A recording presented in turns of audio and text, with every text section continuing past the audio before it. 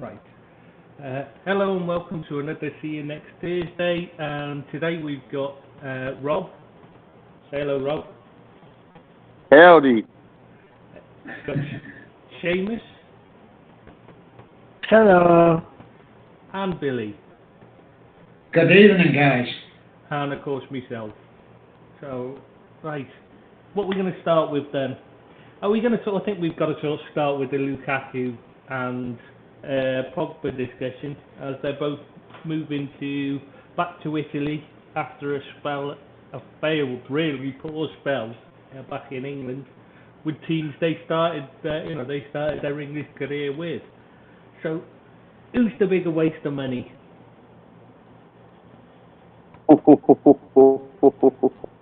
It's a tough one, that. Yeah, I think Seamus should step in first. I was a Man United fan, so both of those players obviously played for him. I think you should start us off, Seamus. Which do you think's been the biggest waste of money? I actually think Lukaku is an even worse transfer than Pogba. Wow. Because Pogba at least contributed to his team in some trophies, some success. Very little, but still, at least he spent few years. Lukaku, the club just gave up on him after a dozen games. Yeah. Even what you got to remember is that both of them obviously were pretty early there, starting their career at the club. Both moved on, but Pogba left on a free after barely getting a look in. Went to Juventus, won everything there in Italy. Not everything as in like the European Champions League or anything, but he won all the Italian stuff. Came back for a world record fee of 89 million. And then he added another disastrous spell there. Now he's gone again on a free, back to Italy to join Juventus again. Lukaku, on the other hand, Chelsea had him, loaned him out all over the place and made money off the loans, then sold him for a big fee in the first place. But then they brought him back for they sold him for a decent fee anyway. It wasn't really a huge fee, you know what I mean? They made money off him. Brought him back 30 million, I think, something like that, yeah. It was 30, wasn't it 36, I think, if I remember correctly. But anyway, yeah, so they sold him for a decent fee, considering that like he wasn't going to get in their team and that. And then they brought him back. When they brought him back from Inter, they paid obviously 98 million, which is more than Pogba. It's a huge amount of money. But he only lasted a few months and he's back on again. I mean, it's hard to say which is the bigger waste, but you've got to say at least they made, they got something back on it from, who makes these decisions? Is it the manager asking for the player? And especially at Chelsea when Tuchel got appointed. Did he ask for Lukaku, or did the chairman say, you're having Lukaku? That's what I don't understand. How the system works myself. Well, it's an odd one. This is something we're going to have to get to. We're going to have to talk about the Chelsea board changes and Marina Granovskaya going, because we've got to discuss whether she's been a success, because I think she's been a bit of a failure myself, because I don't think their team improved while she was in charge. She spent a lot of money. She brought in a fair bit, don't get me wrong, she brought in a fair bit, but they haven't actually improved their squad at all, have they? In the time she's there, if anything, they're a much worse team now than they were when she, in the last. Okay, maybe not when she first started, because she's been there since Roman Abramovich went in, pretty much, hasn't she? So, okay, initially they weren't so bad, but like something's changed there. Somebody's, obviously the advice has changed. 35.36 million euros, 35 million. That sounds about right, Seamus. That explains right. I thought it was 28 million pounds. Yeah, that would be about right then. But yeah, anyway, sorry. Guys, as she's gone on, it seems like she's got worse at her job rather than better. Most people seem to learn and improve, but yeah, definitely seems like she's got worse. She seemed to be a good negotiator, but I don't know about the talent identification. Why don't I just? I mean, they paid 98 million for Lukaku. I mean, that doesn't sound like good negotiation to me. That one not necessarily, but in general, they got good deals, especially when they were selling players. Selling, yeah, I'd agree with selling. They seem to do all right, but I'm not sure about the buying. The policy seems that they just don't seem to have bought well. Lukaku were both piss poor signings, but I think Lukaku's got to probably take the cake with the worse one. With the amount of money that they brought him back for, ludicrous money, and he's sitting there saying he's got unfinished business to go back to Chelsea, and then just within a few months to sit there and say, "Oh, my heart's still at Inter." So, what did you come here for? And then the thing is, Robbie, he's only loaned out. He hasn't gone yet. He's only going to get loaned out with an £8 million fee. He's still going to be a Chelsea player at the end of the loan. And then they've still got the problem then how to get rid of him. Well, the Inter fans would be happy to have him go back to Chelsea because they don't want him back, do they?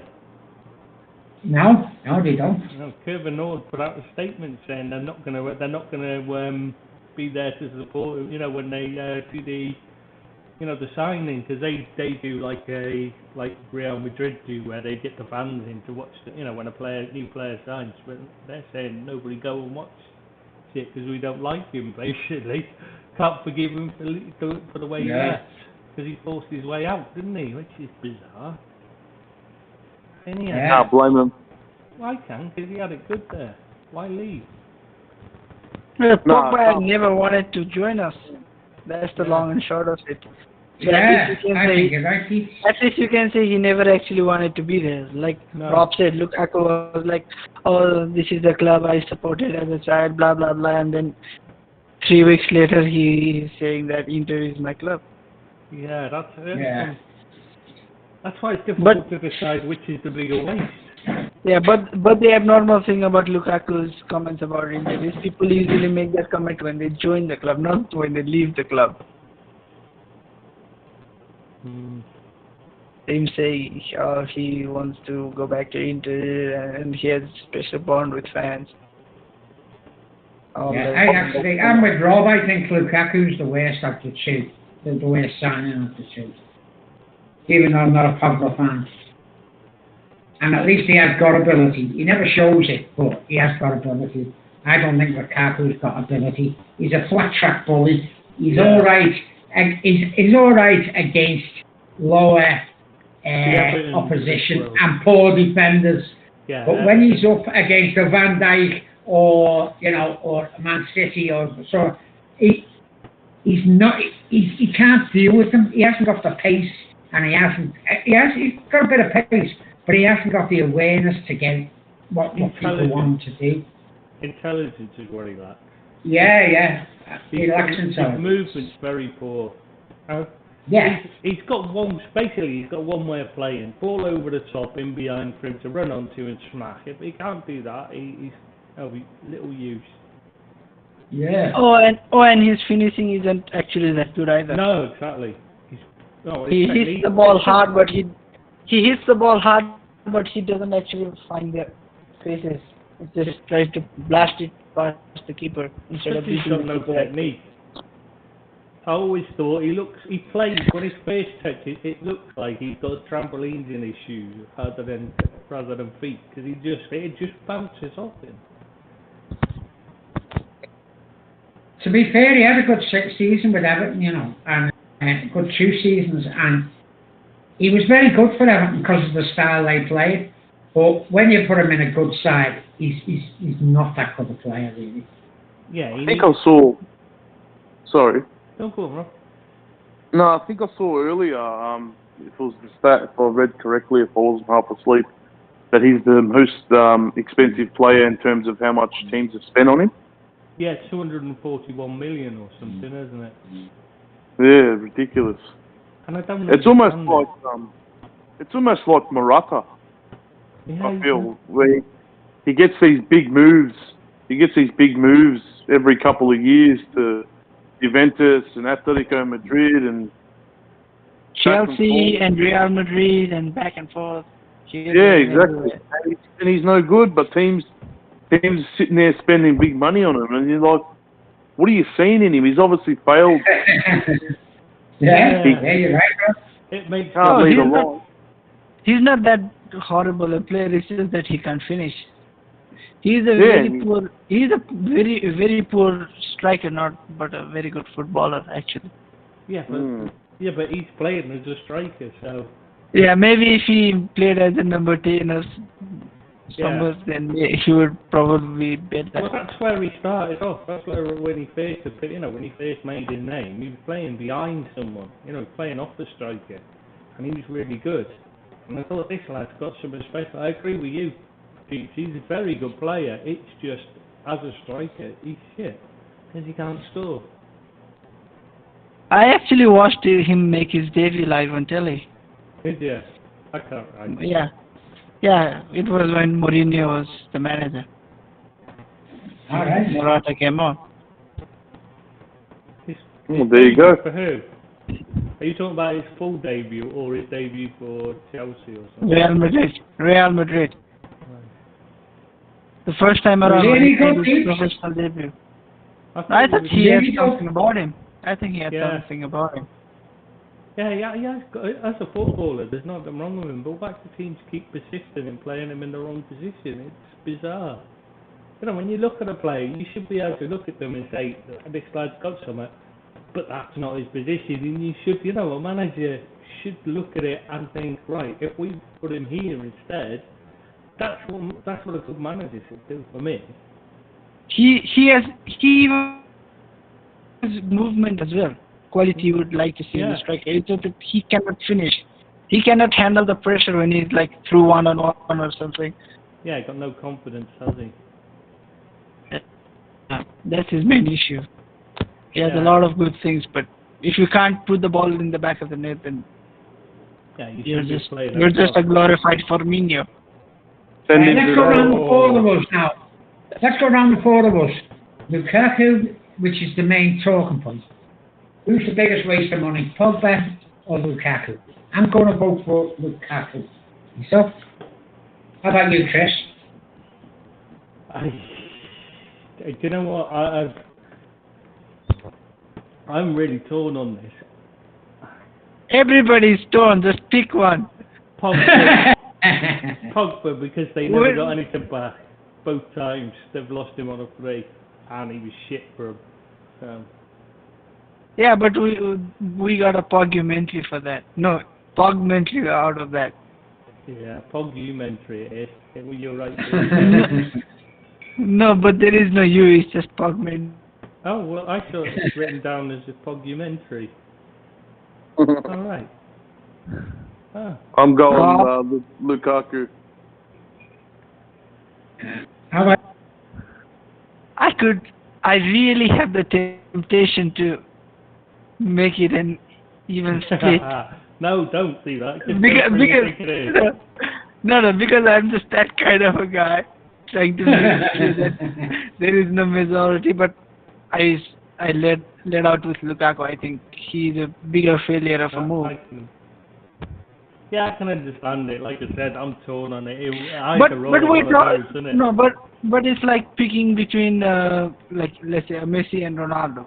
Like it's not about are they good. It's about how good do you think they are. It's just the opposite spectrum of the whole scenario. Yeah. We're not saying which one is bad. We're saying which one is more bad. Yeah, which one is worse. It's a bit like choosing between our podcasts, which is the worst of all that we've done. Like, you know what I mean? Let's not forget that Chelsea's second worst transfer of all time. Chelsea's? Which one's that? Drinkwater? Kepa, 72 mil. Oh yeah. You gotta say that. No, but I think it might be actually Danny doesn't drink water. Oh god. Oh, that's up there too. Great shout. They have had some stinkers, haven't they? And it's the ones they buy for the first team that just seem to fail, and the ones they buy, they loan out everywhere. I'm much Ross better. Barkley. And you're thinking, why? But come on. Yeah, When we're just starting to rattle off his name, I might be joining on board with you, Chris. Marina has done a horrible job bringing players in. Yeah. Kepa as well. Like he's Mendy. a horrible signing as well. The thing with Okay, Kepa, he's a penalty saving specialist. No. So he's got Yes. But he said He's a penalty saving guy. keeper who didn't he concede 11 out of 11 penalties? He was something like that. He's a panic buy. He was because they missed out on Alisson because Liverpool jumped in ahead of him. That's exactly what it was. Yeah, and they didn't. And suddenly they realised there was no freaking keepers left because all the ones they wanted they couldn't get. So they just jumped in and paid a world record fee for him as well. He was the most expensive keeper ever. Absolute dud. Yeah, it's terrible. I mean, you could see it before they bought him. It wasn't like, it wasn't like De Gea when he joined Man United and he looked dodgy because he just, struggled to adapt at first. You could see from the start, this lad can't play. A bit like, he was that one, Kaibi at United. You just know straight away, no, he's just shit, He's not a keeper. Oh, De Gea was a good shot stopper even in his poor moments. Yeah, but I mean, when he first joined United, he was dodgy. He struggled, but it was just because he didn't adapt well. It took him a bit of time to get used to the league. You knew he had quality because he. But he was a tweak. Yeah. He was literally a tweak. Yeah. I guess you wouldn't be surprised if a Bit like- strong storm just blew him out. Yeah, a bit like me, I think. He's mean, isn't it? Slim, a bit too skinny. No, you're not slim, Why Chris. you- You're just malnourished. What? Yeah, that's exactly what I am. You're right there, Pete. Yeah. Nice head of hair. Yeah. Oh, yeah. It's a bit too long at the moment, actually. Oh, you think I'm joking? I've got to shave it. Oh, it's a good thing. It's just a podcast and it's not a video podcast. Well, people are getting excited because I've had to turn the fucking fan off because you lot were complaining it makes too much noise. So I'm half naked here because it's boiling. So be glad it's not a video podcast because you really don't want to see that. Right, what's our next topic, Tris? What are we going on to? I can't see the sweat dripping off before I did I don't know what will happen in the agenda, but maybe we can discuss about Sterling to Chelsea. Oh yeah, good point. Yeah, we'll have that. We'll do that. From one guy with poor shooting technique to another. Oh, God. Yeah. Do you know what? I got criticised for saying that. When I said about his shooting technique being poor, everyone said I didn't know what he was talking about. He's got great technique. I still stand by that. I think his shooting technique is abysmal. I don't think even Sterling would argue about this statement. I think even he knows that his shooting technique isn't that good. Surely after watching the likes of De Bruyne, Aguero, he can see that his technique is much behind. It's his cold kicking technique. He plays. The problem is, when he was a kid, he didn't play proper football. He played keepy-uppies and stuff. You know what I mean? He's too busy being tricky and stuff rather than actually learning how to. Like we used to kick a ball against the wall for hours. And you'd just saying we had a wall by this across the road from the house, and we used to the kids, the little kid, we just used to gather, and then we used to just there'll be there was a crack and a gap in the wall, and probably an inch wide, and we'd have to hit that over and over again, and wherever the ball stopped, you had to take your next kick from there. You know what I mean? And we used to do that for hours, taking in turns, and when you missed, you'd drop out. And I bet he didn't do that because he can't strike the ball properly. And that's all. He finds himself in great positions, though, doesn't he? To be fair to him, great movement. He makes great positions. He just can't finish. Yeah, he's got great movement. And he's quick, and he can beat players. He's got some good qualities about him. But his finishing lets him down all the time, doesn't it? It has come from England, and it does for City. And he doesn't get into trouble or anything like that. I know he gets a lot of shit about like having a tattoo of a gun on his leg and stuff like that. Or buying his mom a house. Yeah, I mean, remember that? I mean, how is that a bad thing? I think that's the kind of thing you want your players doing, and yet, for some reason, everything he does, he gets criticised for. And the media hate him for some reason. And I don't think he's that bad a lad, apart from he didn't handle it well when he left Liverpool. Really badly he handled that. But a lot of the blame with that is down to Brendan Rodgers and the staff at the time. It must be said, Liverpool didn't handle it well either. Yeah, I was just What gonna say. actually happened there, Chris? Well, I still remember when he left. I don't remember if there was a story behind it. yeah, he was a bit of a, he did like interviews and stuff, and he was, you know, basically, well, he was very public with him wanting to leave and saying things about Liverpool and that, but like, you know, if the club wasn't, well, you know, we're still in the midst of, you know, FSG was still settling in and learning the ropes and that, and Brendan Rodgers was in charge and he was fucking hopeless and he didn't have a clue what he was, how to deal with it, you know what I mean? If it had been Klopp, you see with the Manning situation, it's just dealt with and he's gone. You know what I mean? Fine, you want to go, we'll find you the club you want, you know, we'll sort it out, but we're just not going to sell you on the cheap. That's it, that's all it is. But with Brendan Rodgers, he went out, you know, he kept coming out and saying all kinds of things, and then Sterling would say stuff back. His agent's a knob anyway. His agent, which is why I don't think he's with him anymore, is he? I think he's left him. But his agent at the time was a real arsehole, real bad man. And yeah, and there was just a lot of, you know, they were just saying a lot of stuff publicly that shouldn't have been said. That was it, really. But yeah. So we need to remember Brendan Rodgers loves to throw people under the bus, especially to save his place. Yeah, that's a fair point, that is. I mean, he threw his best mate. Yeah, his best mate. I will just sack him then, you know, rather than me. I mean, most people that have said, I can't, you can't. If you sack my best mate, I'm going to have to go as well. You know, sack us up. We're a team. We come together. We go together, but not him. Anyway, yeah. So it really, really, really wasn't that bad. Really, him leaving. I think the problem has been he suffered from it. I mean, he gets so much shit whenever he comes back to Anfield, and it's affected his game. And I think it really actually hurt his feelings, to be honest, because he doesn't feel like he was that badly in the wrong, I think. And so it bothers him. But and then he only performs when there was lockdown and no fans. Yeah, exactly. I mean, he's a decent player, but he's just got no technique, striking technique, and that's something that's, you know, so he can't do long passing. He's never going to be able to hit crossfield passes well and that. It's always going to be hit and hope when he shoots. But he's got great movement. He's a decent player.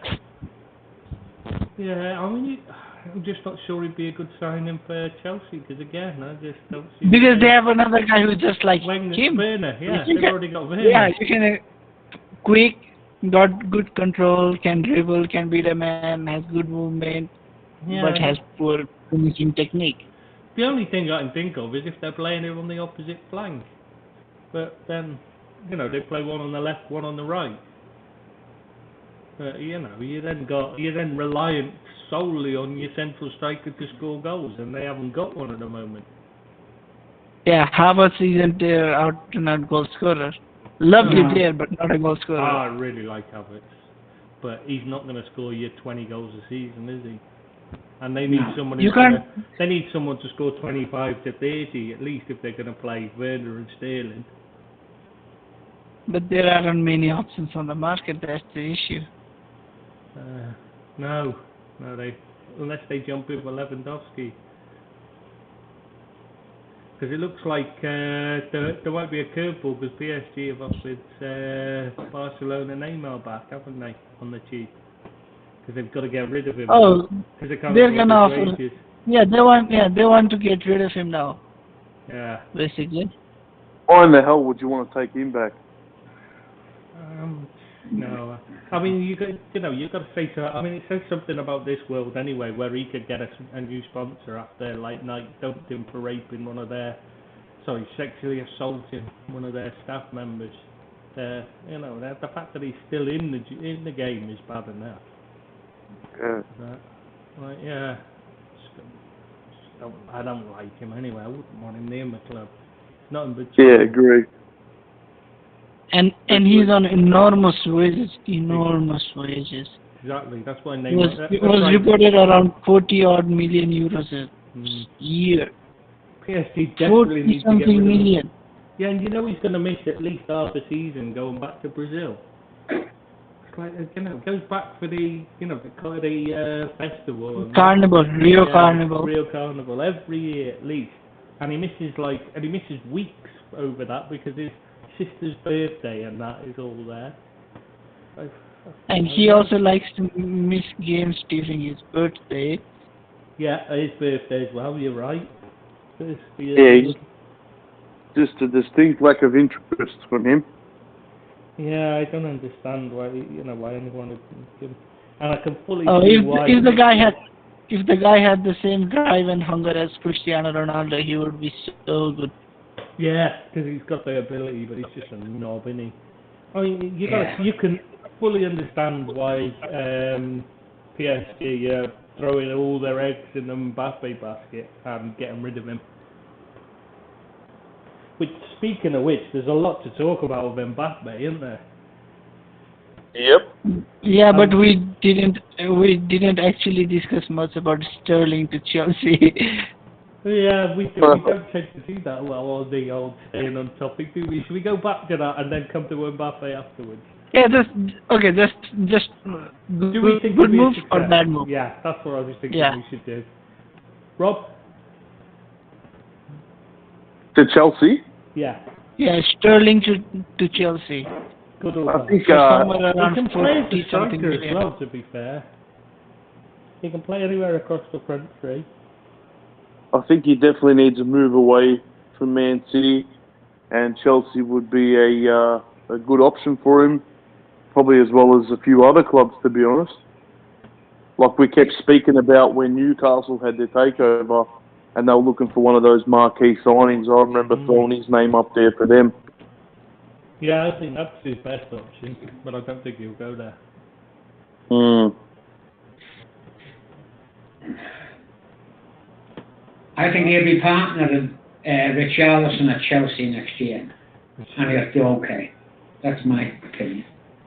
You reckon Richarlison's off to Chelsea? I think so, yeah. I think And I think we'll get. we've just said I think we'll get. Guy's gone now, so they're not going to be buying crap, so I don't think so, mate. Oh, but you don't know much about Todd Bowley. No, I We're getting Conor Gallagher and 15 million. Yeah, right. And Oh, they're you going. can- You mean Why you're take paying? the 15 million? Why take the 15 million? Just ask for Armando Broja. No, stop that. Take Gallagher's Yeah, more than well, Broja's been linked as well. Yeah, I'm not. Broja's been linked with Everton, and I like him. I like the look of his cut of his jib, actually. It's hard to I tell. like Harry Everton Winks. is Southampton, I but like Harry Winks better than Bill. I know. Yeah. I mean, you would like Harry Winks. Again, going off topic. I thought Harry Winks would be someone you'd like, considering your Discord name, Bill.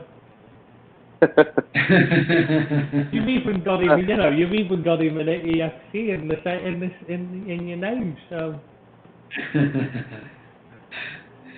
you obviously want him there. Yeah. I mean, it's a supporting Harry Winks going. Yeah. He's got it. Oh, I think it's a typo. I think it's a typo. It was meant to be Winks. Yeah, I think it was Winks Fan Club. Winks. Yeah. That's it. I agree. I think he definitely wanted Winks there. Yeah. So anyways, Sterling to Chelsea, good or bad? I think it'll be at best indifferent, probably bad though. I think it's a good move for everybody concerned. Yeah, I do think actually. I think it's going to be a decent move for him. And he can offer, he still offers things, not scoring, that's all. He's from the area, so Yeah, he's from the area. He's still only 26, 27, so should have a good few years on him. And Chelsea have a problem with almost all of their white players, from one way or another. So it's a good move for them, I think. And Man City need money, so they're gonna look to sell him. He doesn't have much long left on his contract, so I think it's a good move all round. Yeah, I agree with that, Keith.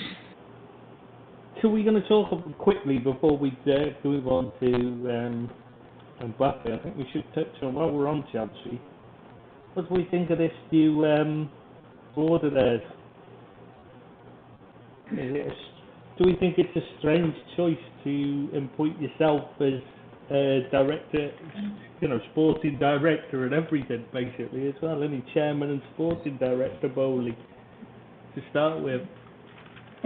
I mean, he doesn't really know football. It is a strange one, that, for me. It does seem odd. I mean, what does he know about the game to actually take on a job as sporting director, even on a short-term basis? They must see something in him now, mustn't they? Otherwise, he wouldn't appoint him. No, but he's the owner. He's the owner, mate. He's the owner. He can appoint him. Oh, sorry. He's appointed himself. Sorry. He's appointed himself, mate. Sorry, I see what you mean now. Yeah, sorry, I'm getting mixed up. Yeah. Yeah, that's what I mean. It's like, what the hell does he even know about football? He's appointed himself sporting director on the short term. It's like, okay, that's an odd one. Yeah, it is odd. And surely you have to have somebody there that knows the game. No. He'd be taking advice off people, though, won't he? He won't be just doing it himself, so would he? Why not just appoint one of them on an interim basis then? Yeah. That's the point. Yeah. He's chairman anyway, so, he's still going to be signing the checks and that, so he'd still say, hang on, that's a bit membership or whatever. But there you go. I think Chelsea's going to be in for an interesting season. Oh, it's going to be bizarre. It's going to be a mess there for a while because they'll have to sort it all out. And I wouldn't be sad for it. I would like to I can't see Tuchel staying very long, to be honest with you, unless he really improves the side. He did when he first come in, but then he went stale. He's got to really book his ideas up, or he'll be out the door. I don't think this is boring football. Yeah, he's a very good short-term manager, but that's it. Once you get long-term, he just gradually makes them worse. He did the same at Mainz. He did the same at, not Mainz, he wasn't there long. Dortmund. He started off, he lifted them initially, and then they just gradually got worse. And PSG was the same, lifted them initially, and then they just gradually got more and more diabolical to watch. It's just the way he is.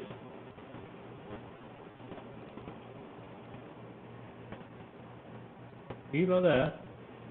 Yeah. Yeah. Oh, you just all went quiet. That was like I didn't know. I was waiting for one of you to say anything. All right, so we go back on. We touched on Mbappe for a bit, so I think we should talk about him because there's so much to talk about. I mean, we've got. I just don't know where to start. Do we start off? I think we got to start with the fight with the French football president first, because he accused him of wanting to quit the French national team because of criticism over him missing the penalty, which led to France losing at Euro 2020. They went out to Switzerland, didn't they? He missed the penalty, and that was, and they went out because of it, right? He said that wasn't the point. This guy Le Gray, he said that he just wanted to quit. He wanted to quit French national team because he got a bit of criticism afterwards. Mbappe immediately came out and said, no, hang on a sec. I told you I wanted to quit because I got racist abuse after missing the penalty. And, but this Noel Le Gray had said, he said, obviously you don't think it exists, because he said after this was after Euro 2020, he came out and said, because the police were doing an investigation into the racist abuse the French players got, the black players got after this, after the penalty shootout, defeat. And he actually said that there was little or no racism in French football. Like, what? I mean, believe that and you believe anything. How can you be so out of touch you actually think that that's true? But he clearly does, because he just won't say he wouldn't give Mbappe support over the, the racist abuse and that. He's fucking mental. That's the only thing I think he must be seen of. Has to be. I mean, if you've seen him, have you ever seen the guy? You just look at him and he's like the poster boy for he is the, he does look like he's gone in the end, you know what I mean? He does look like he's one of those old people who's going a bit, Mr. Burns of The Simpsons, he is. Yeah, yeah, he does. That's exactly what he looks like. He's not all there. He's clearly gone past it, hasn't he? Yeah. His hair's everywhere and everything. Like, you look at him and you think, Christ, he hasn't even bothered to comb his hair. He's doing like a public appearance. And he just, it's like that Roy Hodgson thing when he interview him after a match and he's like looking around as if to say, oh, is it me? Am I the manager? Have I been managing this game? You know, where he just looks like he's a bit confused and lost. That's exactly What's his what name? You'll see him and you'll think, oh my, he does look like he's confused constantly. How do you spell his name? Noel, as in Noel, L-E, and then A is great, but A and E swap the other way around. Oh, yep. You'll see him and you'll just think, yeah, he definitely looks confused. Holy. Yeah, that's Mr. Burns, all right. it is, isn't it? That's a brilliant summing up of him. Anyway, we'll move on to the next thing about Mbappe. Anyway, we can actually discuss this. Do we? I mean, it's been a mad few days for him because like we've had Florentino Perez and Javier Tebas sitting out at PSG and Man City, obviously, and what's his face, Laporta at Barcelona have all been criticising Man City and PSG over them spending and that. We touched on that last week, so I don't think we need to go there. But we've had Perez came out and said on video to Real Madrid fans that the poor man will be sorry already because he turned down a move to Real Madrid, and then, but it's what the Nasser Al Khalifa came back and he said is that Perez and Tebas, because he answered back to them having a go at him, and he said that Mbappe never stayed for the money. I don't know, that he wanted to stay in Paris, it was his own city, and he also pointed out that Madrid offered more money. And everyone's saying, well, is that true? Obviously PSG must be paying him more than he got, that's why he's staying. But if you look at everything Perez says, he never once mentioned that he stayed for money. He never once mentioned it. So I think actually there's something in that. It probably explains why he's so hurt by it, because he hasn't stopped whining about he didn't want him anyway and stuff, as he shouldn't. So I think there might be something in it. I think Khalifa might actually be telling the truth, He also said about he didn't even know who Tebas was, and that La Liga is a dead league anyway, so we should go and look after that. Keep his butt out, basically keep his nose out. Are you lot still there? Wasn't he linked with Liverpool for a while, Mbappe? I know he never got there, but there was a lot of talk about him wanting to go to Liverpool. Yeah, but I know it never come to fruition. Yeah. Oh, did he? Yeah. He said he spoke to him, but he said the money was just Liverpool couldn't have paid anything like the money that he wanted. So that was it. It was over before it even began. But yeah, Mbappe had said that he was interested in Liverpool. That's why he was, he thought it was an interest from Mbappe. I think he's a very talented guy, Mbappe, but I think he is a bit of a man's man. Like, he comes across that way to me. Yeah, I love Mbappe. I absolutely love him. He's one of my favourite players. He's just fantastic. I'm with you, Bill. I thought at the start I liked him a bit more, but the more I see his name in the news and all this dragging on about money, I just think the same as you now. Yeah, I think he is. That's my opinion. I don't think he is at all. I think he's a nice lad who's getting shit on, but, you know, getting the. They're like a bit like Raheem Sterling. He's just you know, because he's black, and they've just decided he's a target because he's a rich black lad, and they're hitting at him for no reason. Because he's not like that at all. He's not an issue. He doesn't cause trouble. He doesn't get into trouble at all off the pitch. He's a good trainer, works hard, fabulous player. I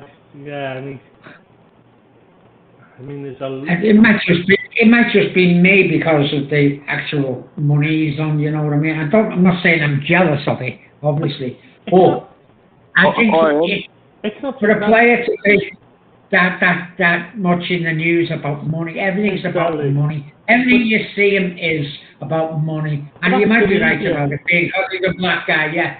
But, you know, everything that comes up around is negative about Mbappe. Yeah, exactly. There's not many stories that come out that say, isn't he a nice guy? Isn't he doing this for charity? And that doesn't come across. You know, it always comes across, he's the highest paid player. He's got to be the highest paid player at PSG. He's got contract terms, and you know, it just comes so negative.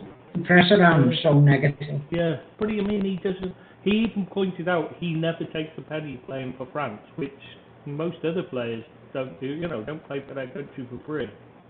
Very few players that play for their country for free. Most of them get paid well. Chinese players don't play for free. And he's pointed out, and Noel Gray even admitted, he doesn't get paid. So it wasn't like he's just come out and said it. He's pointed out, I never taken a penny to play for my country.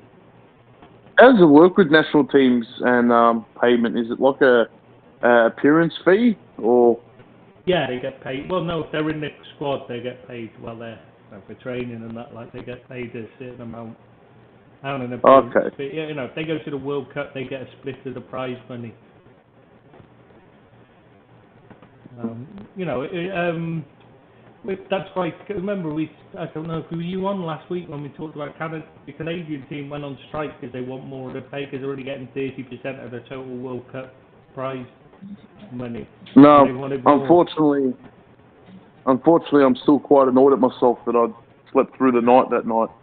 I like it, Rob. Yeah. Yeah, we did miss you. Billy was crying. But I think Mbappe's really talented, a really talented footballer. I'd say his press isn't great for me, but you know, I'm not doubting his talent. He is very talented footballer. For me, but I think the money issues cloud it for me. Well, like he said, like Khalifa saying, he didn't choose the money. He's chosen to stay at PSG, but Madrid were offering him more. Yeah. And Perez has has definitely not said anything to argue about that. He's not come out and hit back at that at all. He's not disputed it or anything. Never at any point has he said it was about the money that he turned it down, which for me is very telling. I would have said, any other time, I'd have said, of course he's chosen the money at PSG. Why else would you stay there? But clearly there's something in it. I mean, it's not just he would have got a huge signing fee as well for moving. He'd got a percentage of the transfer fee. You get when a player moves, they get 5% of the transfer fee, unless they hand in a transfer request. But don't you think that in wanting to stay at PSG shows a lack of ambition to play in a league like France, which for me is a very... If you're such a talented player like Mbappe, don't you think you'd want to play for Liverpool, Man United, Real Madrid, Barcelona, Bayern Munich? Wouldn't you want to test yourself against the best rather than play against some of these French teams who wouldn't get in our first division, by the way? Yeah, but you say Bayern Munich, and that's no different than Germany.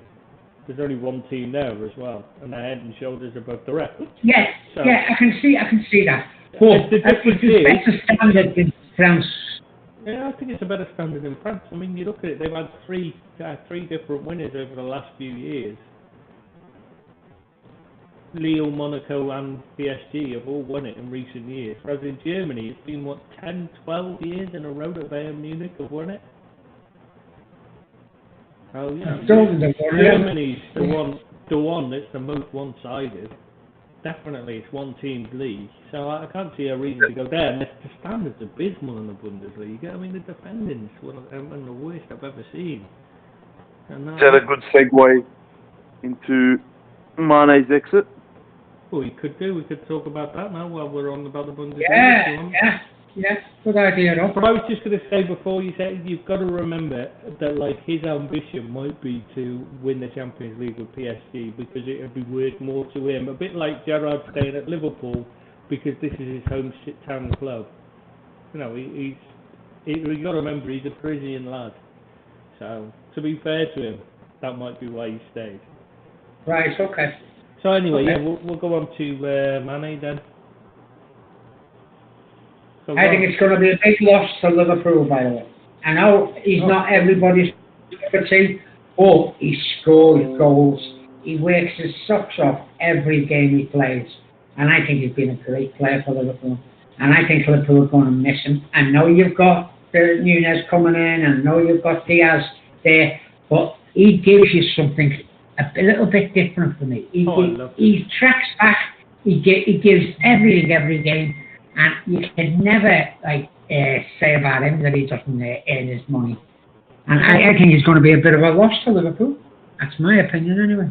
Do you know what the biggest thing about him is? What he does for his community. You can't help but love the guy. Even though he does tend to be a stroppy little shit. When he moves, he tends to cause problems, like he did at you know what I mean? He will. He done that at Southampton when he went on strike. He went on strike, and at Salzburg, he's done it before. You know what I mean? This is what he does.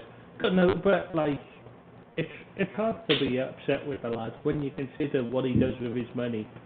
I mean, he's built a school, a hospital, just opened a petrol station in his home village. He pays them something like, I think he gives every family in the village gets a monthly a monthly handout from him, something like it's only like $70 or something a month, right? But for Senegal, that's a decent amount of money, like and stuff. That's brilliant. He basically the village he lives in has grown like 300 times the size it was, or something like that. I think it was 300 times. I think I read. It's the population's shot up. He pays for everything. He bought the hospital. He's having something else built at the moment as well after the petrol station he's just had put in. And you can't argue with him. All his money goes on that. He doesn't go out and drink. He doesn't cause trouble off the pitch as such. You know what I mean? You never hear of any problems apart from when he wants to move. He can be a bit of a shit. And good luck to him. I hope he's a massive success there, unless he's playing against us, when I hope he has a stinker. But other than that, love him. You know what I mean? He's one of my favourite ever players. I love what he's done. Gotta agree with you, Beatrice. And Bill, he's gonna be a loss. Someone who's been a mainstay of the team for the last 6 years. Could always count on him. Could play again anywhere along that front three. Scored a truckload of goals. Was there in our most important games. Won all the trophies he could with us. Very lucky to have a player like that for 6 years, and he will be missed.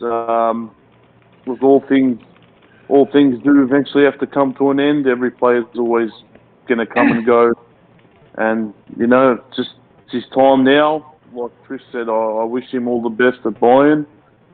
I hope he really does do good there, and he'll get his more money. Isn't he on? I think he's on a fair chunk higher wage than he was at Liverpool. So that's really good news to hear that he invests a lot back into his community in Senegal, and he'll, I'm sure, continue to do things like that. So I've got nothing bad to say about the lad, and just really happy I got to cheer him on for 6 years, and wish him all the best, and hopefully he scores a truckload of goals in Germany, and like Trish said, just not against us.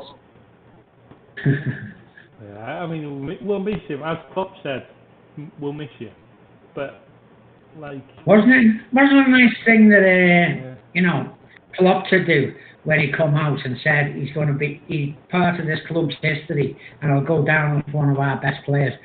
You know, he could have been a bit bitter about it, Klopp, by the way, the way he moved and wanted to move, you know.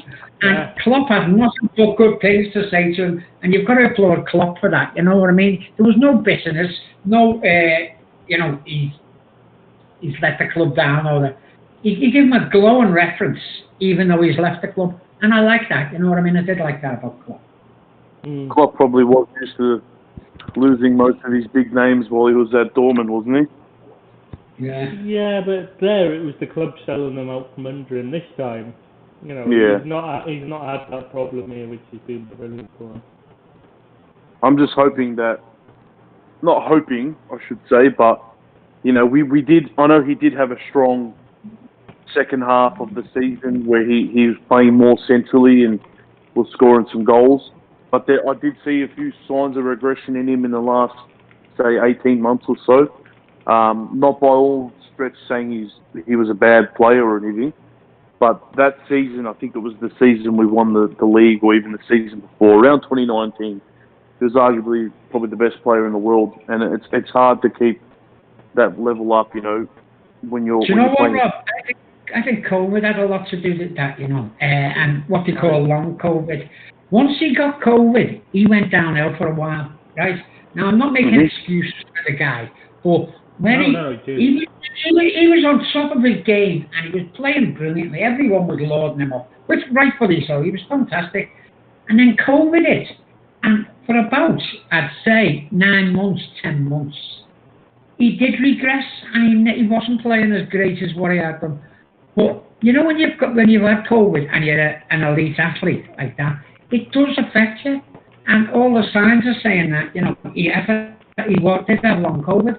And so I'm not putting no blame about his regression on willingness to work or, you know, or in a bad run of form. I think COVID had a lot to do with money, but that might just be my opinion. Yeah, no, I agree, because I do remember I think so. Up until the point where he was playing at that level and he did get COVID, it was clearly evident to see his performances did dip, and I remember for a while was saying he was struggling. Even the start of the season that just went, I think he struggled, and was more once he came back after the AFCON and all that jazz when he was playing internationals, and he pipped Salah in the penalty shootouts and such. He came back, and I feel like their levels of performance between them two had changed, where Salah had a bit of a dip and continued to have a dip for a majority of the rest of the season, where Mane kind of picked up and started becoming more prolific. I think the change with Mane, what helped him, was the change of role he played. He didn't have to do so much running in behind. He didn't have to, you know, constantly look to get in behind, and that, so he wasn't having to really. I think he's lost a bit of pace and a bit of, because his acceleration was possibly the highest I've ever seen. He was incredibly fast. He just took off like a scolded cat. You know what I mean? And that gave him, you know, that used to help him so much because he had such lightning quick feet, and he'd just go, and players couldn't keep up with him. But that seems to be gone now, and that's what worries me about him going to Bayern, whether they'll play him back on the left or right, and I'm not sure. But then again, they had Robin still able to play on the right wing when he was 45 and could barely move. So. And he was still winning the title with him, so I don't think it'll be a problem for him there, to be fair. In the Bundesliga, I think he'd still rip it up on the wing, regardless if he's lost a yard or pace or two. But he'll probably still be the fastest player in his 80s there. But you're definitely right about obviously the switch of position, playing more centrally seemed to benefit him a lot. Bill's right. There's no way to sugarcoat it and say, oh, you know, whatever, he was 30 and blah, blah, blah. Like I've heard other people say, oh, we've got Nunez now. No, Bill's right. He is going to be a big loss. He is someone that, you know, has, like I said, been a mainstay, scored some important goals, scored a lot of goals. And we just got to hope now that someone like Darwin can come in and, you know, you can't say replicate Mane and play like he did, but, you know, just kind of hit the ground running almost like Diaz did, and you know, get that good start to his career, because I can see it from now with how the media is, and he's going to have a lot of. I know we spent a lot of money on Darwin, but you know, you're going to have the media on his back if he hasn't scored in the first 2 games. You know what I mean? Things like that. So there's going to be big shoes to fill for him. Give him 10 minutes and he'll be on his back if he's not scored, honestly. The thing that worries me is we've lost Big Div, so we can't, we can't just call on him to rescue us if we're in this shit anymore. So that's going to be a big loss against Everton. Yeah. Because you can almost guarantee he'd score against them, couldn't you? Origi and Minamino are the 2 ones that I'm also kind of a bit about, because I thought they were very valuable squad players. I think Origi, like we've spoken about numerous times, great to have off the bench, good in those moments, those high intensity, high energy moments where he's so relaxed, like you spoke about, Tris, and he was so laid back that the big moments didn't really get to him, and he allowed him to finish and do things like that. And then you had players like Minamino who, got a bit of stick, but he was a type of player where I think he needed to play a bit more than what he did. He showed at times he was definitely good enough to play in the Premier League. I don't know about being a starter with the front line that we had, but he could definitely have been more of a use than someone like, I don't want to keep beating a dead horse when I say it, but Jota. But they're the 2 that obviously Mane hurts because of how good he was and all he's done, but surprisingly I'm still a little bit upset about Minamino and Origi, because I think they're going to be hard to replace, especially with squad rotation and depth. Do you go out and sign a player?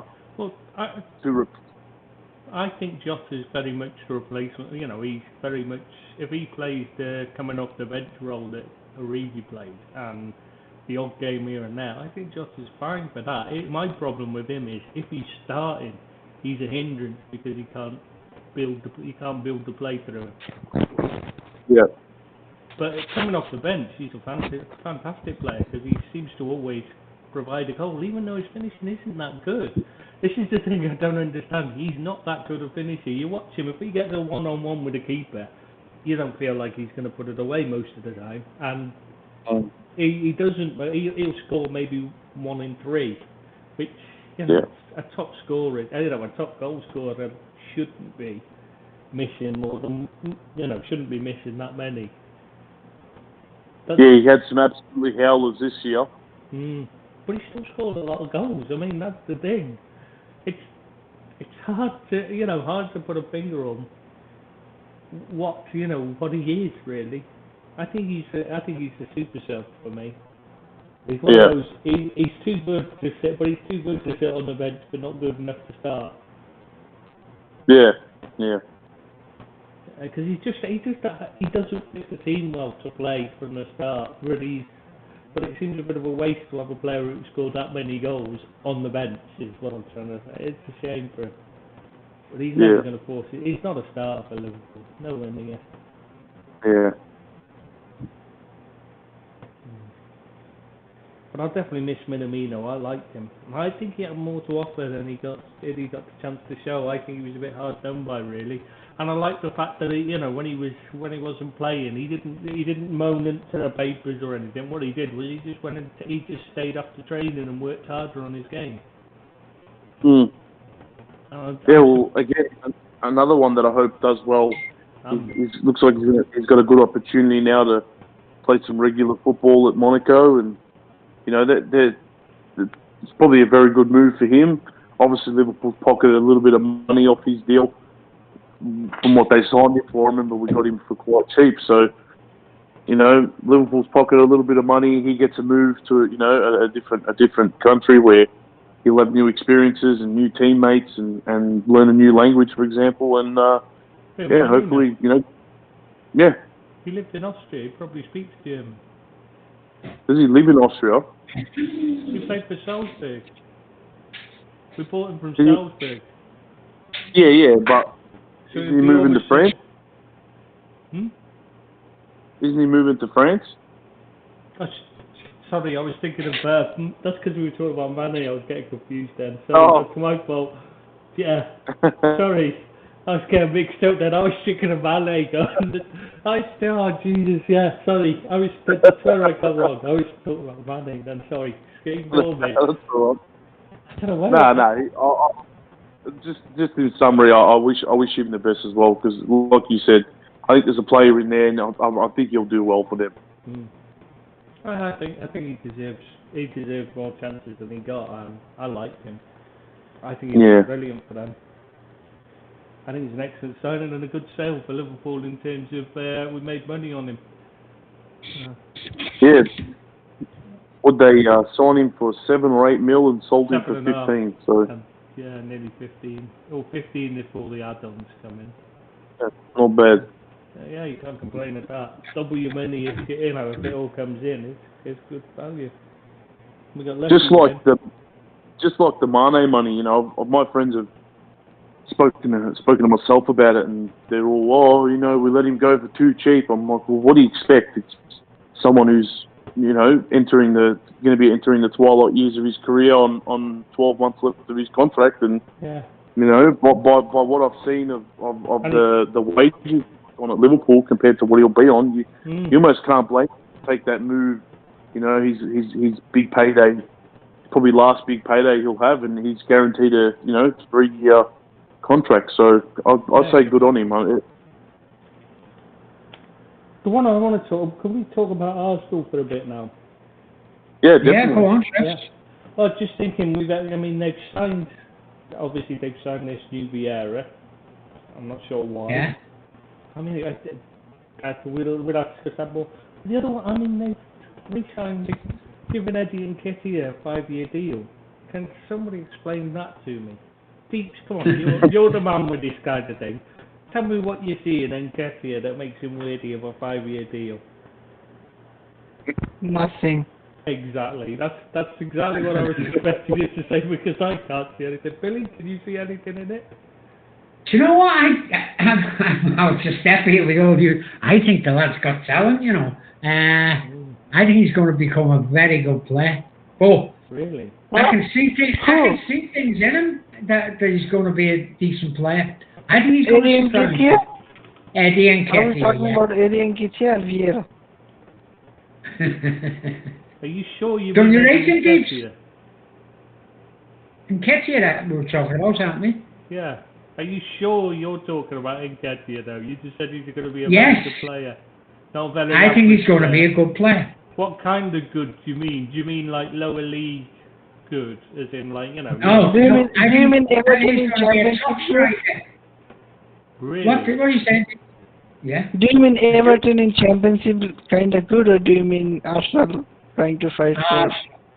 He'll play for Arsenal for a good number of years, and he'll be the next Thierry Henry, yeah. He definitely won't. That is too much.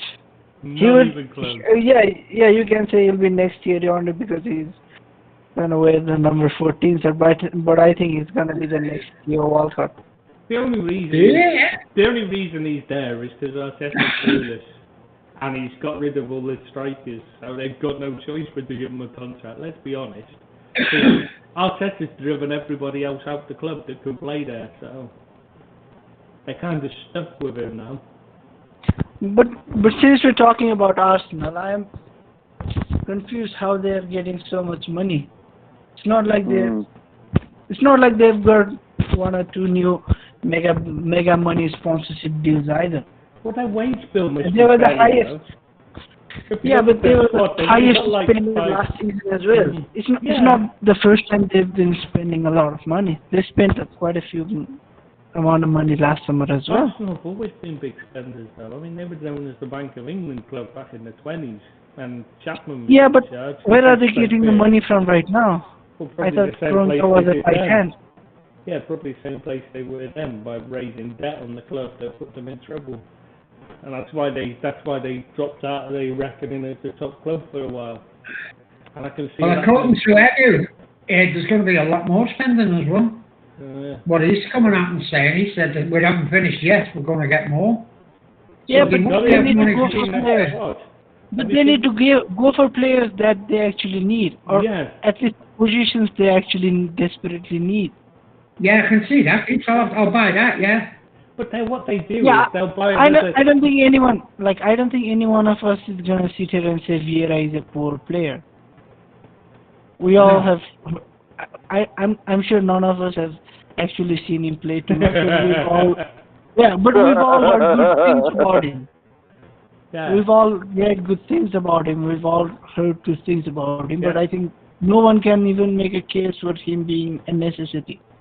No, I mean they've already got Smith Rowe and Odegaard. Odegaard, and they can't play them Yeah. both anyway. They were struggling to fit both of them in the team. So where does he play? I just don't get it. I mean, it was the same with Bayern. They brought in Ben White last season. There was no need to. They already had plenty of centre backs, but they brought in another one anyway. It's like Arteta just buys where they've already got players, and they've still got no striker. They've still got no midfield to speak of, really, other than Partey. Actual, midfield rather than attacking midfield, and they've got no real. I mean, they've got no real left back because Tierney's just never fit. The best player in the league. Who? Tierney, yeah.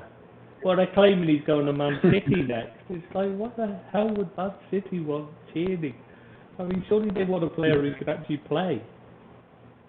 Just on the injuries on the table. I'll be honest. I don't remember a single game from him this season just gone by.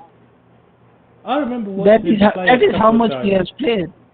Yeah. I'm not saying he hasn't played a single match. I'm saying he hasn't made a meaningful impact No, he's been very throughout the season. Because he comes back, he gets injured. He comes back, he gets injured. And yet they rave about him, and I watch him, and I think, yeah, he's not bad, but he's not as great as Celtic fans think he's the greatest player the world's ever seen after the way they talk about him. And I think, I don't know what they're watching. I really don't. He's not a bad player, but he's not outstanding, is he? He's not one of those players that you'd go and break the bank for if he was fit, even. And he's constantly injured, so I don't get it. I've got to be honest. He's not a bad player again, like I say, and it's not that he's a bad player. He's just not with the injury problems, is he? Okay, but the big question here is, Billy, is he better or worse than Andy Robertson? So Both the same. Really? So the Scotland captain's not as good, not better than... even though he got chosen as Scotland captain because he's Scotland's best player, but he's not as good as Tierney. No, I'm only joking there. He's not as good as them, but have you seen Scottish football? That's all I need to say to you. You ever watch Scottish football? Nobody watches Scottish football. That is the state they're in. I know, exactly. Only Celtic and Rangers ever get anybody watching them. That's it. Yeah. That's all that exists there. Sad.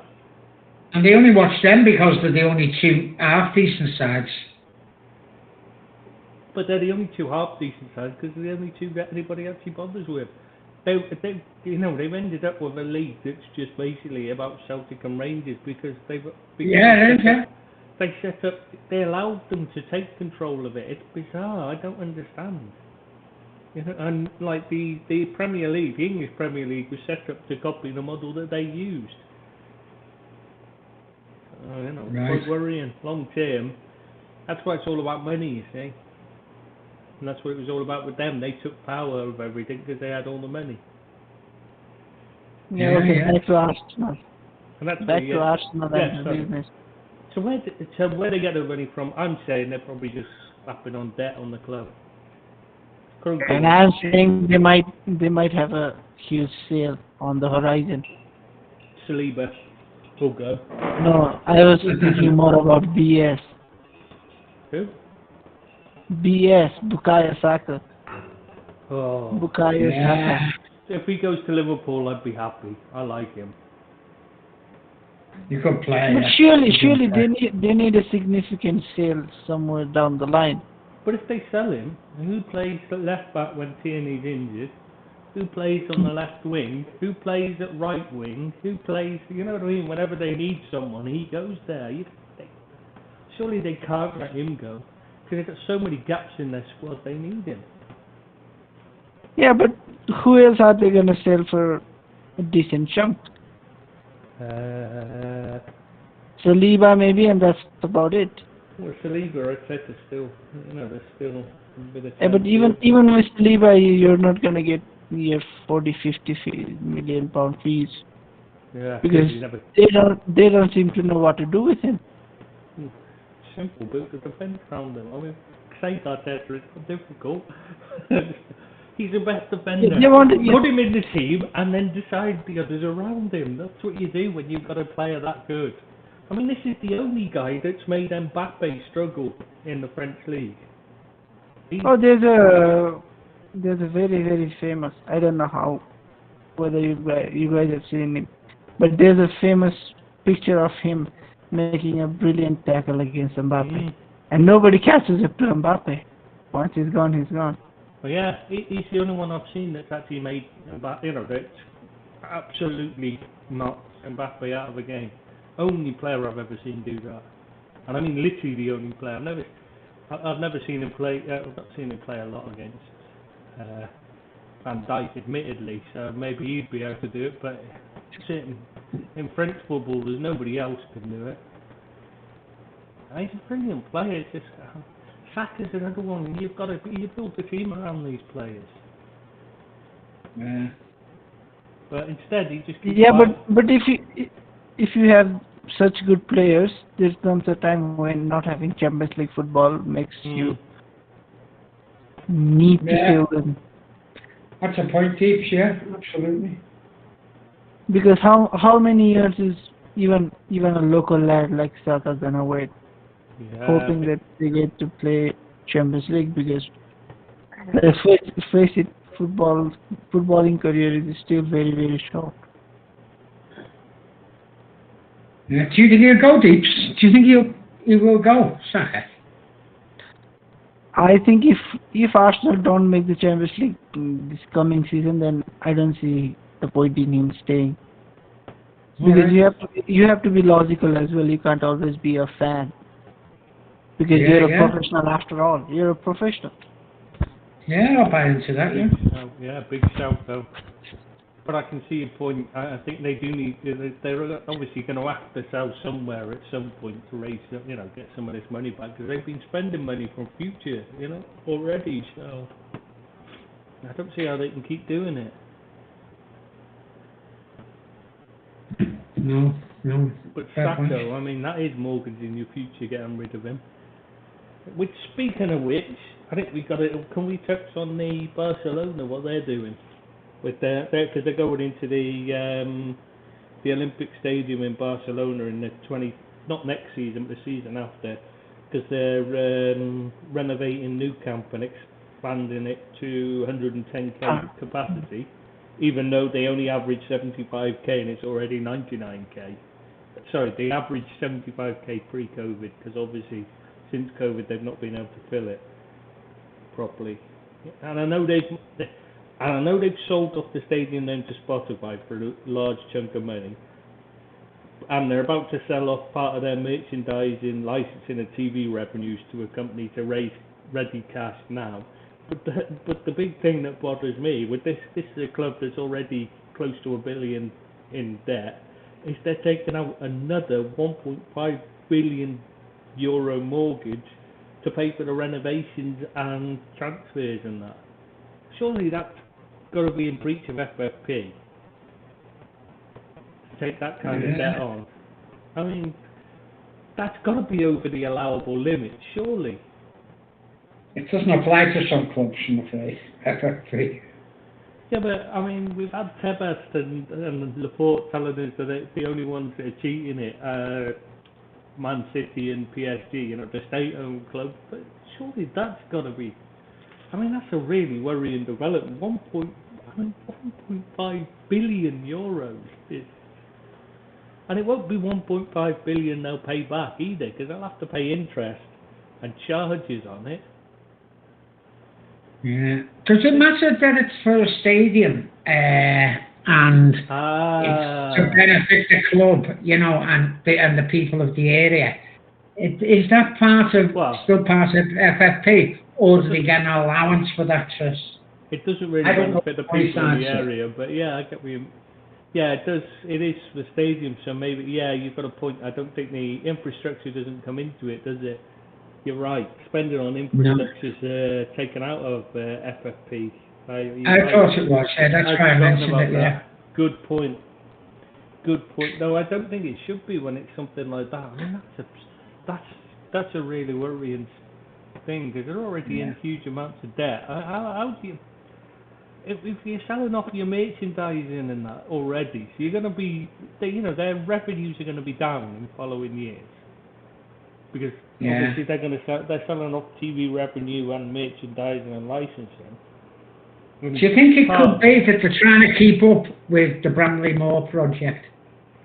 You know, they're trying to do the ground up because they're a bit jealous of the Bramley Moore project. I think that's exactly what it is, Bill. I think that's exactly what it is. I think they saw that and they said, shit, that makes the new camp look shit, doesn't it? That makes us look bad. That does. We're going to have to do something. We're going to have to expand to 110k just to put that in the shade. That's what it is. You're right. I'm just putting it out there, I'm putting it out there. I think you're spot on. That's the only thing it could be. Has to be that. Yeah, I see. And they'll be getting into the same problems with that. Maybe Peter Kenyon could make them part of the Everton group. That's a nice segue. Obviously, it's the minor side. Obviously they'd be the minor one, wouldn't they? And yeah, of course they would. Yeah, Everton would be the main one, and then the Peter Kenyon group would take over, and then Barcelona would be the partner that you loan your off-cast to get and the youngsters to improve them and that. Yeah, it could be. I could see it an RBS thing. Could change it. Change it to, because they're selling off Spotify New Camp and that, and as Seamus has said on Discord, it'll soon be known as Amazon FC Barcelona or something. They could well be known as the Toffees, the Barcelona Toffees or something. Toffees, the Barcelona Toffees, Yeah, it could be. That could be the future of them. Yeah. Well, I think it's on something there. I must admit. Yeah, and then they could then, you could then show them how to build a stadium as well and everything. Talking of which, the Kenyan takeover, proposed takeover of Everton, what do we all think about that? Has it got legs? It seems to be gaining momentum. What I'm reading in the local press and on some of the websites, it is gaining momentum. I can't see it myself. I don't think Moshiri will let the club go. But a lot of people are convinced that it's going to happen. Well, he'll have to, because he's got no money. He's got the man, Usmanov's money, and Usmanov can't get any more money in there anymore, can he? Because he's been sanctioned, so I think they'll have to sell, because what are they going to do? I mean, he was funded by Usmanov, not Moshiri. So Moshiri's got nothing. He's just his accountant, for God's sake. So yeah, I think he will have to sell it. If they get the money back, they'll sell straight away. Not a problem.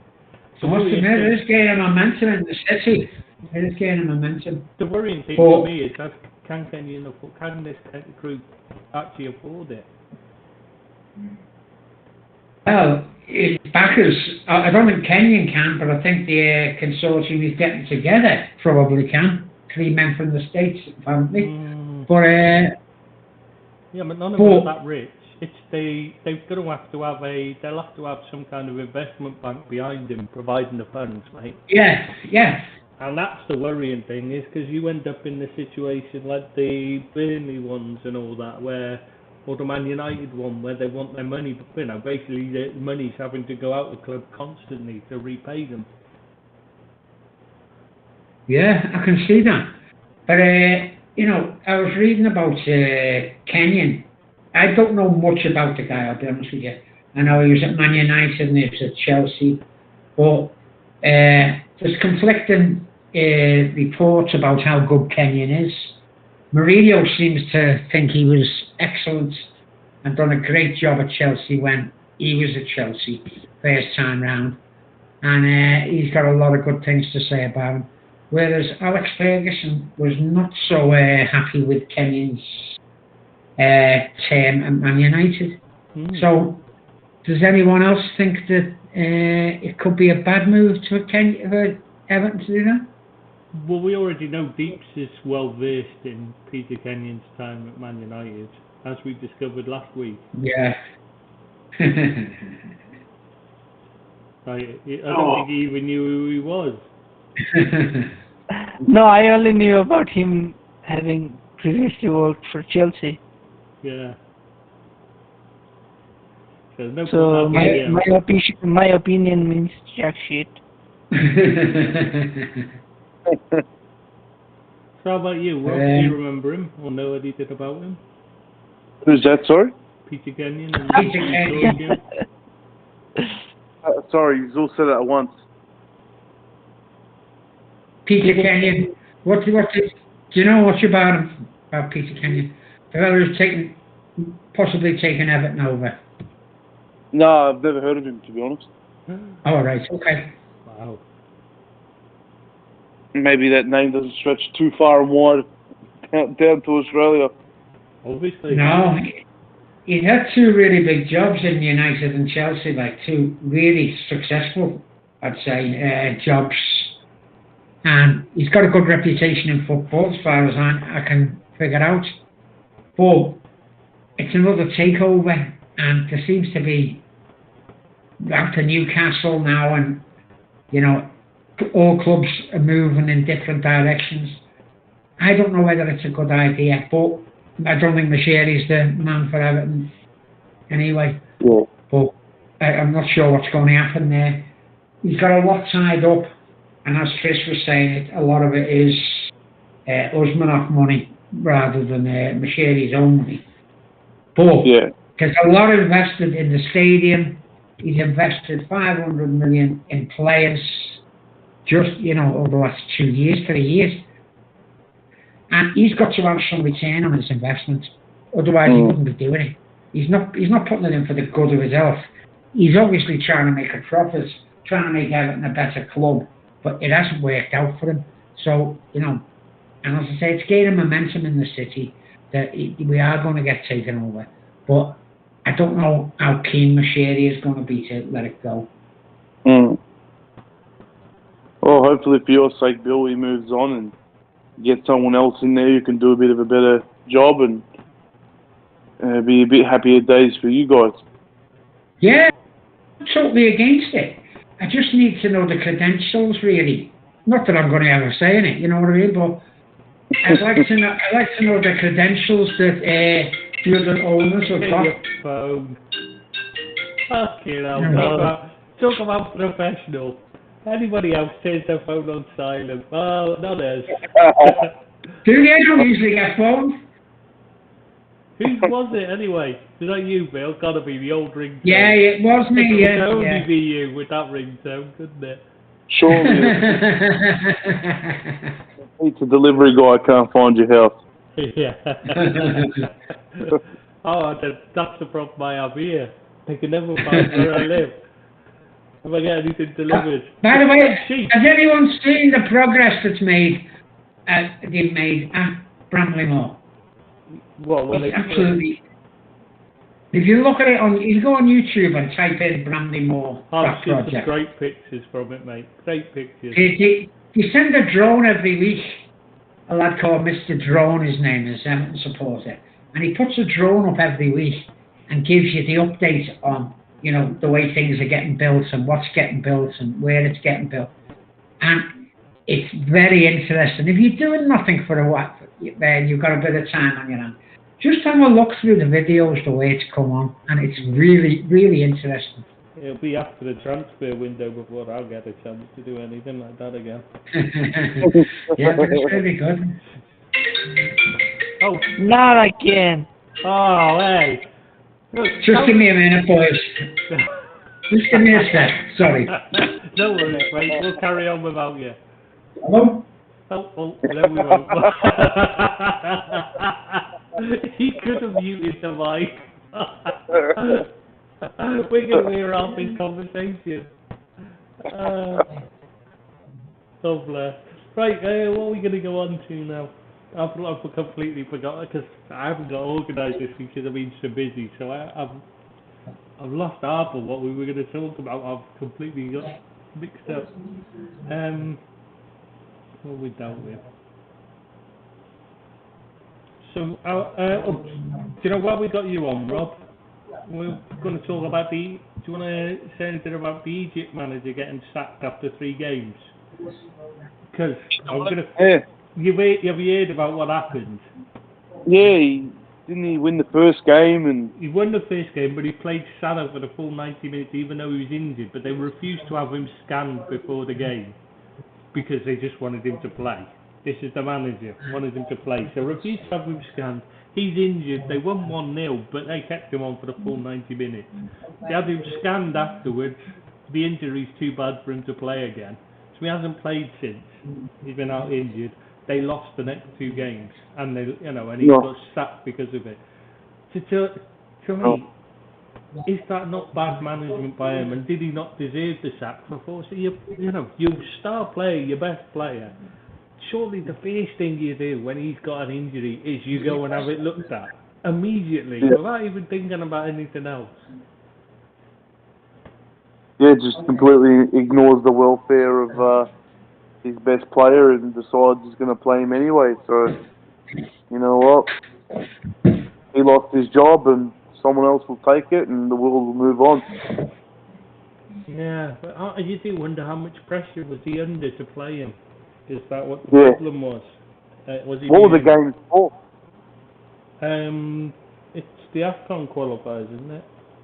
Oh, okay. No, I think one of them was actually a friendly, actually, because it was in South Korea. Because they lost to Ethiopia Oh, well. from South Korea. Yeah, very, very strange. They got hiding by South Korea as well, apparently. Jeez. Yeah, well, it's a strange world we live in, Tris. So Yeah. things like this don't surprise me anymore. Well, you do wonder. I mean, at this day and age, they know about they've got the technology to have a look so simply. Why not just do it? Well, just give Salah his holiday. Yeah. Oh, yeah. But it might be good for Liverpool because he could come back fresh. Yeah. Because he didn't play, the full games like he. Sorry, boys. Are we on Mo Salah now? Are we on Mo Salah about the injury? That he picked up on the AFCON? Yeah, I thought me and Rob would just talk about that while we're waiting for you, because Beach has got always so quiet.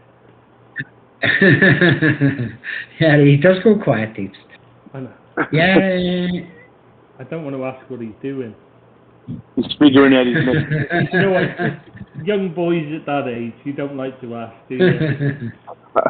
He's locked his bedroom door, so Yeah.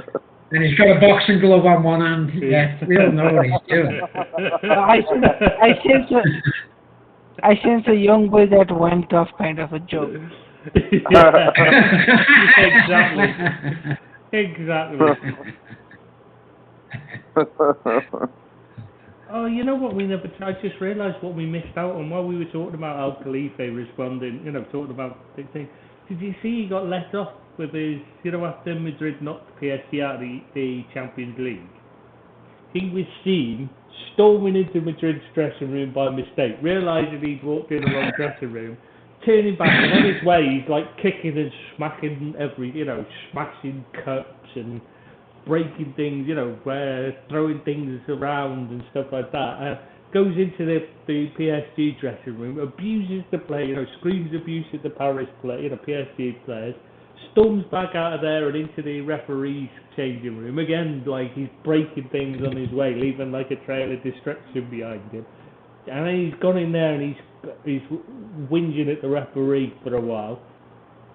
Anyway, PSG were found guilty of confronting the officials, Leonardo, who's been sacked by them anyway, has been given a 1-match ban. But UEFA haven't even cited Al Khalifa. But they haven't even mentioned him in the report at all. Even though he was the one who was actually doing it. But Leonardo got a ban. I don't like to suggest it's anything to do with him being a member of their executive committee or anything. But just like to point out, he is a member of their executive committee, so makes the decisions. Who? Nasser Al Khelaifi? Yeah, it's a member of UEFA executive committee, mate. Yeah. Convenient that when you want to get off with punishment, isn't it? And place the blame on somebody who definitely wasn't to blame, because it was Khalifi that was seen causing the problems, and it was Khalifi the referee complained about, but he never got mentioned at all in their report. And nobody, when they've been asked about it, they just ignore it. They won't answer any questions about it or anything. They don't discuss Al Khalifa at all or his involvement, which is very odd, if you ask me. Very, very strange.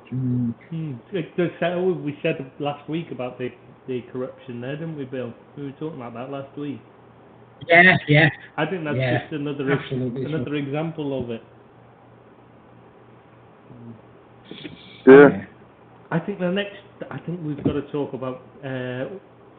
While we're talking about UEFA, surely we've got to talk about Ryan Giggs resigning. Finally. Yeah. Well, it's been 2 years, right? The trials. It's taken 2 years at this point. He's been still technically manager of Wales for the last 2 years, right? His trials. Probably taking a salary as well. Yeah. Yeah, well, apparently so. Some people are saying, but I'm not sure whether that's true or not. Nobody's sure now. But anyway, he's got the trials taking place in August. The World Cup's not till what, November is it? October, November time? I can't remember now. Yeah. But anyway, it's after August. The trial will be completed. They reckon it'll take about 5 to 6 days. So it'll be finished before the World Cup starts. But he's quit now, so he won't take away from the World Cup preparations, etc. You know what I mean? From them playing in the World Cup. I was playing in the World Cup. That's what he said. Is it me, or does it just seem like a complete farce? It's a crock of shit. That's what it is. It's an absolute crock. He's doing it to keep himself in the public image, and he'll probably look for another job now. He'll get a job. He'll get something like a Swansea job or something like that, because there's no need for him to come out and say anything there. It's just detracting from what Wales achieved by reaching the World Cup. Well, I think he's a scumbag and a lowlife myself, man. Well, why didn't he quit 2 years ago when all this started anyway? Why didn't he just say, I think this could take years? They knew it could have taken 2 years to come to trial, because it always does. I mean, obviously, he was hoping that the Welsh manager fell on his face, and it'd be a clamour for him to come back because he'd done well under him. And he was open against hope that Wales did fall flat on their faces. So as if we had Ryan Giggs, we'd be in a far better position. And it's nothing more than that for me. I think he's an absolute scumbag of a person. So I'm getting the impression you don't like him, Bill. No, I don't know. I think he's a cheat, a deviant. I really do. To do what he done to his, behind his brother's back is the lowest of the low. We talked about it on that thing, what John Terry done with the other lad's wife, going with the other lad's wife. It wasn't his wife, it was his ex-girlfriend that John Terry. Oh, his girlfriend, yeah. Ex-girlfriend. She was only ex after he'd been there. No. Wayne Bridge had split up with her, and then John Terry slept with her. Oh, I thought she was still with her at the time. No. But they were supposed to be best mates, so it was like, after your best mates split over. Yes. And it's not just that, obviously John Terry was a married man at the time. Yeah. I don't like people like that, you know what I mean?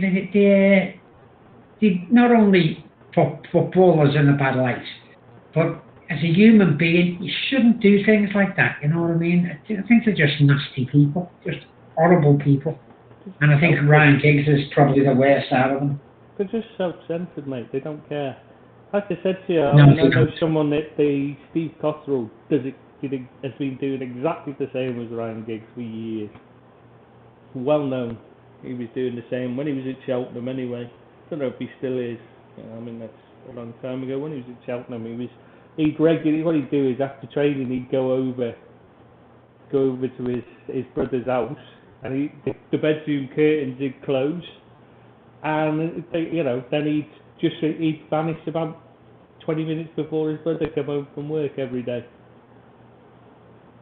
Yeah, for most of the love, isn't it? You know, there's just no need for things like that, is there? You know what I mean? There isn't.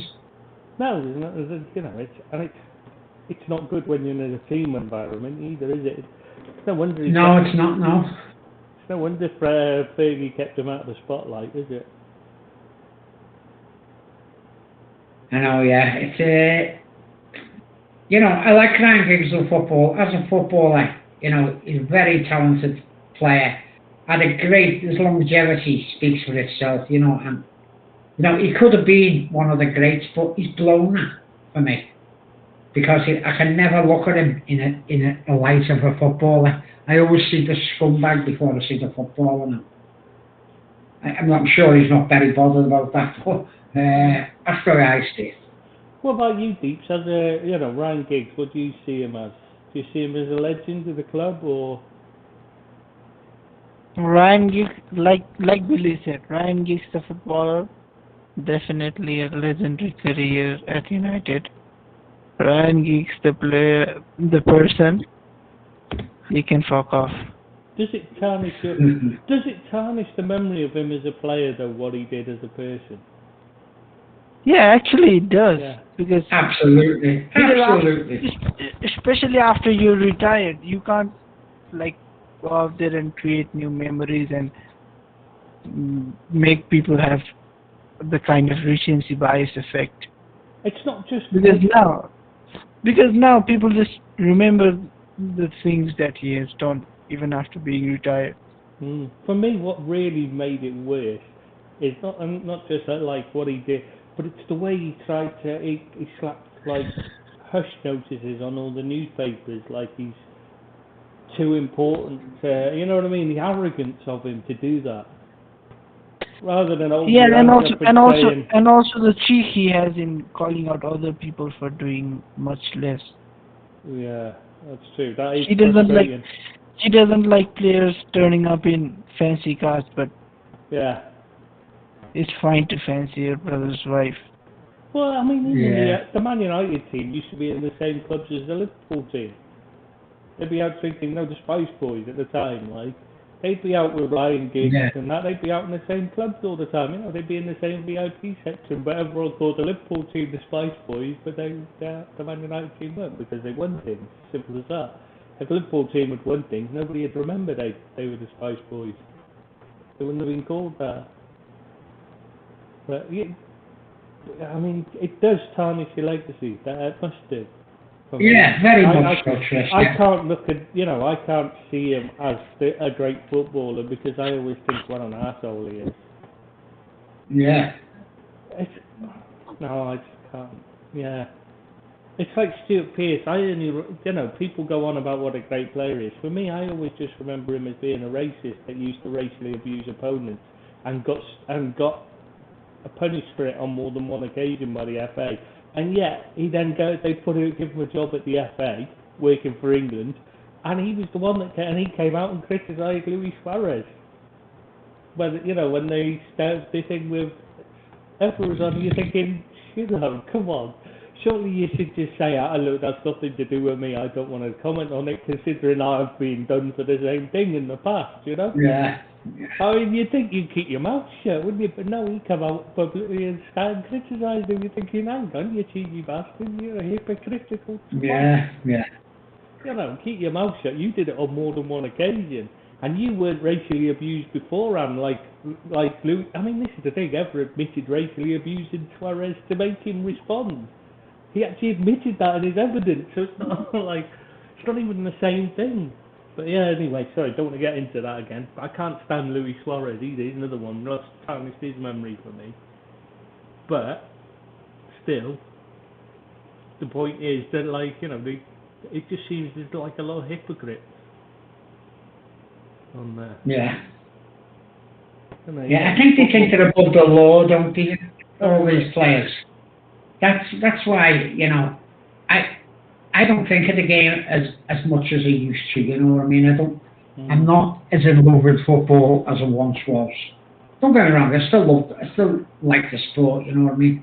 But, you know, when you see some of these players act and the things they get up to, and all these rape cases, and the spit roasts with all the players that they've had with 17, 18-year-old girls, it just tarnishes the game for me, and I can't look at them in the same light because they're not in the real world. They don't live in the real world. You see how many rape cases is there now across Europe with French players, English players, you know, the Kieran Dyer incidents and all that. You know, it just tarnishes the game for me, and that's why I look at footballers in a different light. They're not in the real world, and very disappointing for me. All everyone you can mention. Well, anyway, we're still on the international managers. What about Southgate? Yeah, do you think you must have heard the comments from the FA chairwoman Debbie Hewitt? She was saying Southgate's a born leader and stuff like that, and he's got a high IQ, and he'd be a CEO in any business she'd worked in, and all this bollocks. Which, like, what a load of crap that is. I mean, high IQ. I'm sorry, I don't think so. But anyway, at least you won't get into trouble, which is. But do you think that was a genuine? She's backing Southgate and she's sticking by him, or do you think this is the dreaded vote of confidence where they're about to sack him? Hopefully the latter. Yeah, I don't think he's been a good manager at all. But you get people like Jamie Carragher coming out and calling him one of the best managers we ever had since '66. And you know, Jamie, what are you doing? You know, why are you coming out with such rubbish? He's been hopeless, and he should know better. By the way. No, Carragher never achieved anything in his career, did he, really? I mean, he won the Champions League with Rafa, and that was it, really. That's all you FA Cup, sorry. But, I mean, he never achieved what he should have done. Because he's... No? I mean, he was the one that's always talking about how he was going to go into coaching, and then he bottled it when it actually came to it. No, I've got no time for Carragher. I've got no time for anything he says, to be honest. He's not the... I've got no interest in what he's got to say, and if he's back in Southgate, that does it all for me. Absolutely. And best manager since 1966, yeah, but who are the other options? Is he best ever bad ones? Exactly. Well, it's when she said that he's the most successful manager by any industry of any way you want to look at it. And I thought, well, no, hang on a sec. The most successful manager by win ratio would be Sam Allardyce. So he's not the most successful manager by any way you want to look at it. That's actually incorrect. You know, you can make and that's factually incorrect. Yeah, exactly. And she was trying to make out the fact that he's the best ever. But there's an argument. There's always an argument, even in such a bad bunch as England have had. There's an argument to be made that Sam Allardyce is the best ever since '66, I should say. Yeah, but if she really thinks that he is so intelligent and she can be a CEO of anything, then maybe he should be made the CEO of FA. Yeah, exactly. Maybe he's in the wrong job. But he's certainly not maybe. a football manager. Yeah, maybe that is what it indicates. Because football manager isn't CEO. It's a different thing. Completely different job. I mean, it's not even similar. That's the thing. It's a totally different role. You know, you're not managing people when you're a CEO as such. That's not what you're about. You're about Yeah. Anyway, yeah. I mean, you know, there is a bit of it, but not to the same degree where it's just totally. I mean, this is totally people management what he's doing now. But she was just Yeah, talking but about he's brought the team together as a team and stuff and things like that. Yeah, but that should be the least of a thing to do.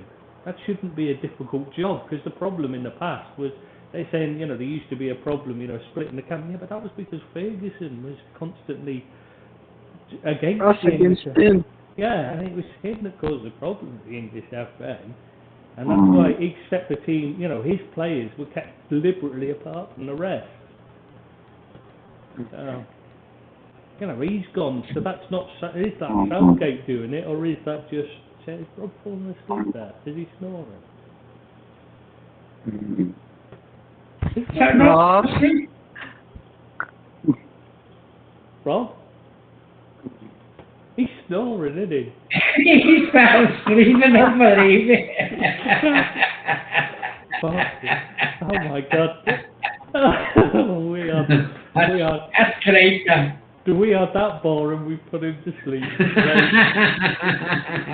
Oh, man.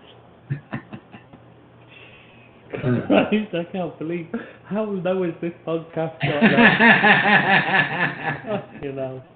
Oh, I've seen it all now. I think we need to talk about referees quickly before we do it. Anyway, don't you? Well, I mean, Yeah, go ahead. well, there's a couple of things. I mean, there's Bobby Madden moving to the English leagues from Scotland because he's changed job. Because they're only part-time in Scotland, the referees. Yeah. But the Scottish think he's an awful referee, so he probably won't make it. He'll probably be straight up to the Premier League and be a full-time one. No time, will he, if he's that bad? But yeah, the thing is, they've lost 4 referees this season. For next season, like Kevin Friend, Mike Dean, John Moss, and Martin Atkinson, all of them retired. Yeah. I mean, you'd think brilliant. That's no loss, is it? All them are no loss to the game, are they? Well, that's your first instinct is, oh, what brilliant news, getting rid of them 4. They're the worst of the lot, by far. They're the ones that stick your stand out and you go, they're the shit ones. They're the ones that when you see their name come up against your match, you go, oh, fucking hell. Isn't it? That's the one. But then you find out what's happening with them. Friend, Moss and Atkinson are getting jobs in the PGMOL, running the referee side, you know, working with the PGMOL, running it. And then Mike Dean is going to be training referees as part of the elite referee development plan. I mean, what the fucking hell's the game coming to? There's no hope. There's no hope. There really is no hope for the future with them lot. No. It's got to have a total overall the officials at the Premier League, especially games. The standard is as poor as I've ever seen it in referees. Oh, by far. It's getting worse every season. You just think, you've got VAR to help you, and yet they've got worse. It's bad in Italy, and they're saying, did you see that? I just thought this is the kind of statement you see from the PGMOL every single year. You always get one at the end of the season. We get 90% of decisions right. So we're brilliant. Look at us, we're brilliant. But they forget to mention that those kind of decisions, they're talking about things like which way a throw-in goes and stuff like that. They're not talking about penalty decisions, you know what I mean? They're including saying that the throw-in should go to the away team rather than the home team. That's what they're saying when they're saying 90 of. Well, Serie A said the same thing, said now we've got VAR, we're getting 90% of decisions right, yet everyone just wants to focus on the 10%. And you're thinking, yeah, that's because you've got VAR fucking R now, you should be able to see them all right. Well, that's the worst thing that ever happened, is them getting VAR, because they use it as a crutch. Instead of them using it to help them and abet them in making decisions that's gone wrong, they use it as a crutch, and we're saying, it doesn't matter what I say, it'll go to VAR anyway, so I don't have to make that decision. And it's just wrong. Yeah, and VAR ain't making a decision anyway on those instances. That's the annoying thing. When it should be getting involved. When it should get involved, it doesn't, but then the referees are the same people that are running VAR instead of it being out of their hands. It's ridiculous. No wonder it's a mess. Alright. VAR See, should be a Pope's specialist Pope's job. just signed for Newcastle from Burnley. Yeah, he was up there earlier. It was Woody 10 million, yeah. up there for his medical earlier when I was doing the news review. Right, first of day, Oh, Yeah, right, but no, is he any better than Martin Dubravka? Or is he no, that much better?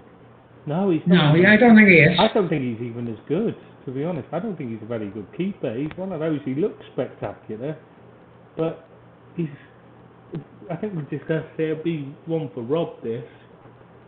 He's not a Yeah, very but- good keeper, because he's spectacular. He looks good, rather than he is good, because he's out of position, so he might have to stretch for a big save, when he should be just, he should be just shuffling his feet a couple of inches and catching it. Instead, he's having to throw himself full length and tip it round or just usually push it straight back out into trouble. Yeah, I was gonna say he doesn't tip it around the corner. He pushes it back to trouble. Yeah, all the time. That's my pet hate of the modern keeper. You see them all the time. They just push it. They just push it straight back out again. You're thinking, no, or if you're not going to put it, you've got to put it round the post or side. But they never seem to want to get it out for a corner anymore. And I'm thinking Pope's very much for me like it's the same as what Pickford is. Yeah, exactly. He's got a reputation of being a good keeper because of the amount of saves he had to make, right? Forgetting that he let 80 odd goals in or whatever he let in, but because he was so involved, because the defence was so bad and the team was so bad, everyone thinks he's a good keeper. Exactly the same as what happened with Pickford at Sunderland. And it's not about, as Chris was saying there, it's about the position. Robert say more if he wasn't asleep. But He's asleep there. but it's about the positioning of the keeper, getting yourself in the right position. And nobody's better than I'm not digging Alisson up, even though he's a great keeper. But he doesn't have to make them sort of full length down because he's in a good position. And good keepers get in them positions. They're out of position, and so they've got to make these fantastic one-handed saves, tips over the bar. And he's another Pickford for me. Yeah, really I is, agree Pope. completely. I agree completely. Did you see the news today about it? Well, we're on subject to signing, so he didn't actually move club, but he signed a new deal. Christopher Nkunku signed a new 4-year deal with Leipzig. Right. But it's a release clause. But they're saying, he's got an exit clause, not a release clause. There's a difference. I think it's 60 million euros. Because if it's a release clause, that would mean he'd have to pay it at the amount to get a release from his contract. Exit clause means if somebody pays it, he can exit the club. There's a difference.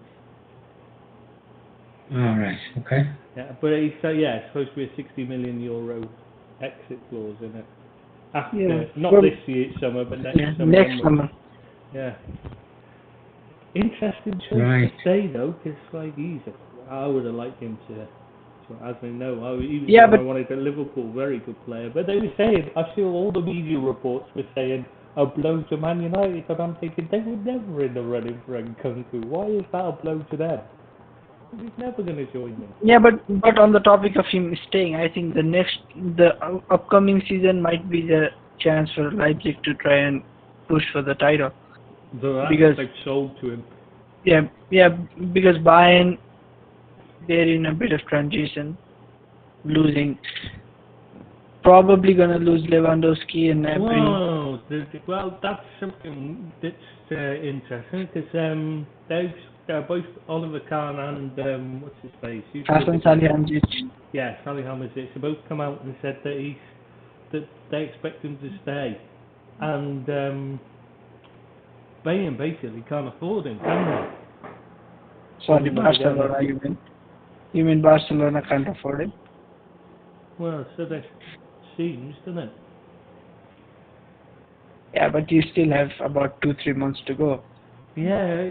They're saying, they're more like saying he has 1 year left on his deal, and so he will stay there. But I don't think he's gonna stay. Normally, I can't see that happening, but they reckon it. They seem to be Because very he's come out confident and said, but he's come out and said again and again that he wants to go. his journey at Yeah, he Bayern wants to go. ended. Something inside him has died. Is the Yeah, exact exactly. word. But like, yeah, do you think he'll be gone? I think he'll go. If a player wants to go, there's not much way of stopping them, to be honest with you.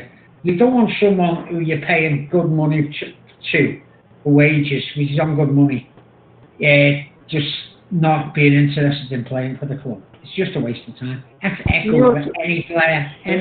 Bit of Harry Kane. And there's always a chance that he's just gonna ruin the whole dressing room, Yeah, exactly. unity and everything. So Bayern are maybe gonna be in transition. They have to build a new defense as well. Yeah. And Dortmund are already in transition, Yeah. and they have a coach who I have huge reservations about. Yeah. So Leipzig, they might be in a place to sneak at least a genuine title challenge, if not a Yeah, that seems to be the plan this year, doesn't it? yeah.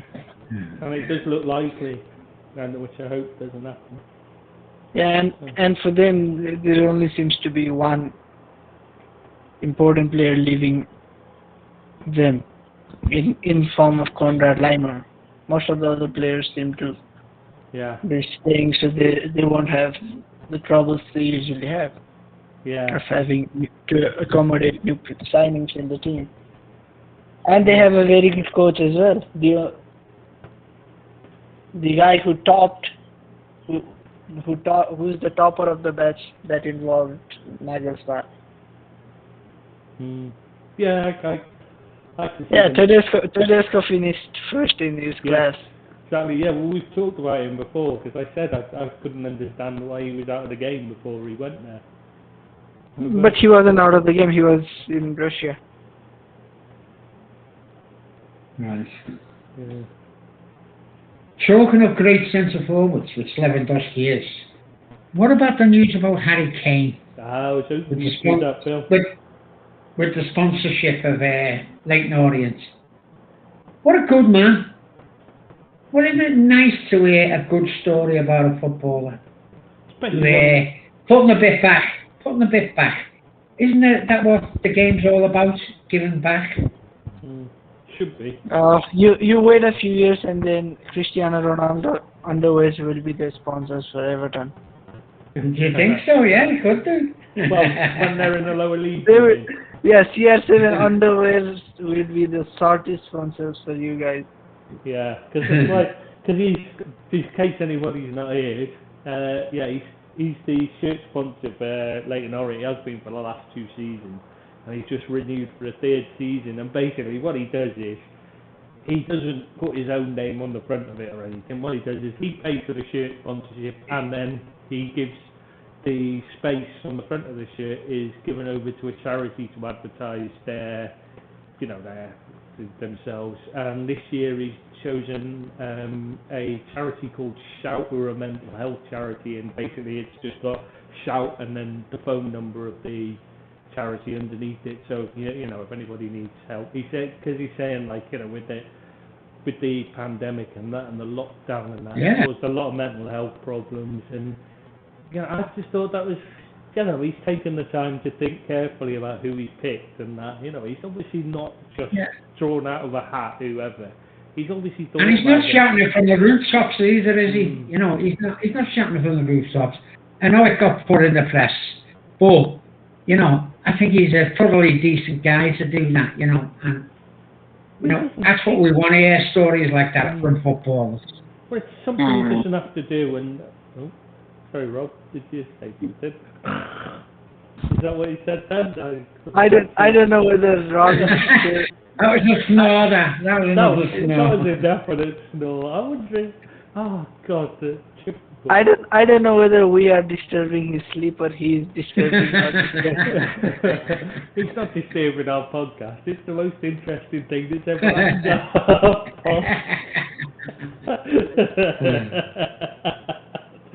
no, that's a lie. It was the Zip incident. I think was probably the most entertaining thing.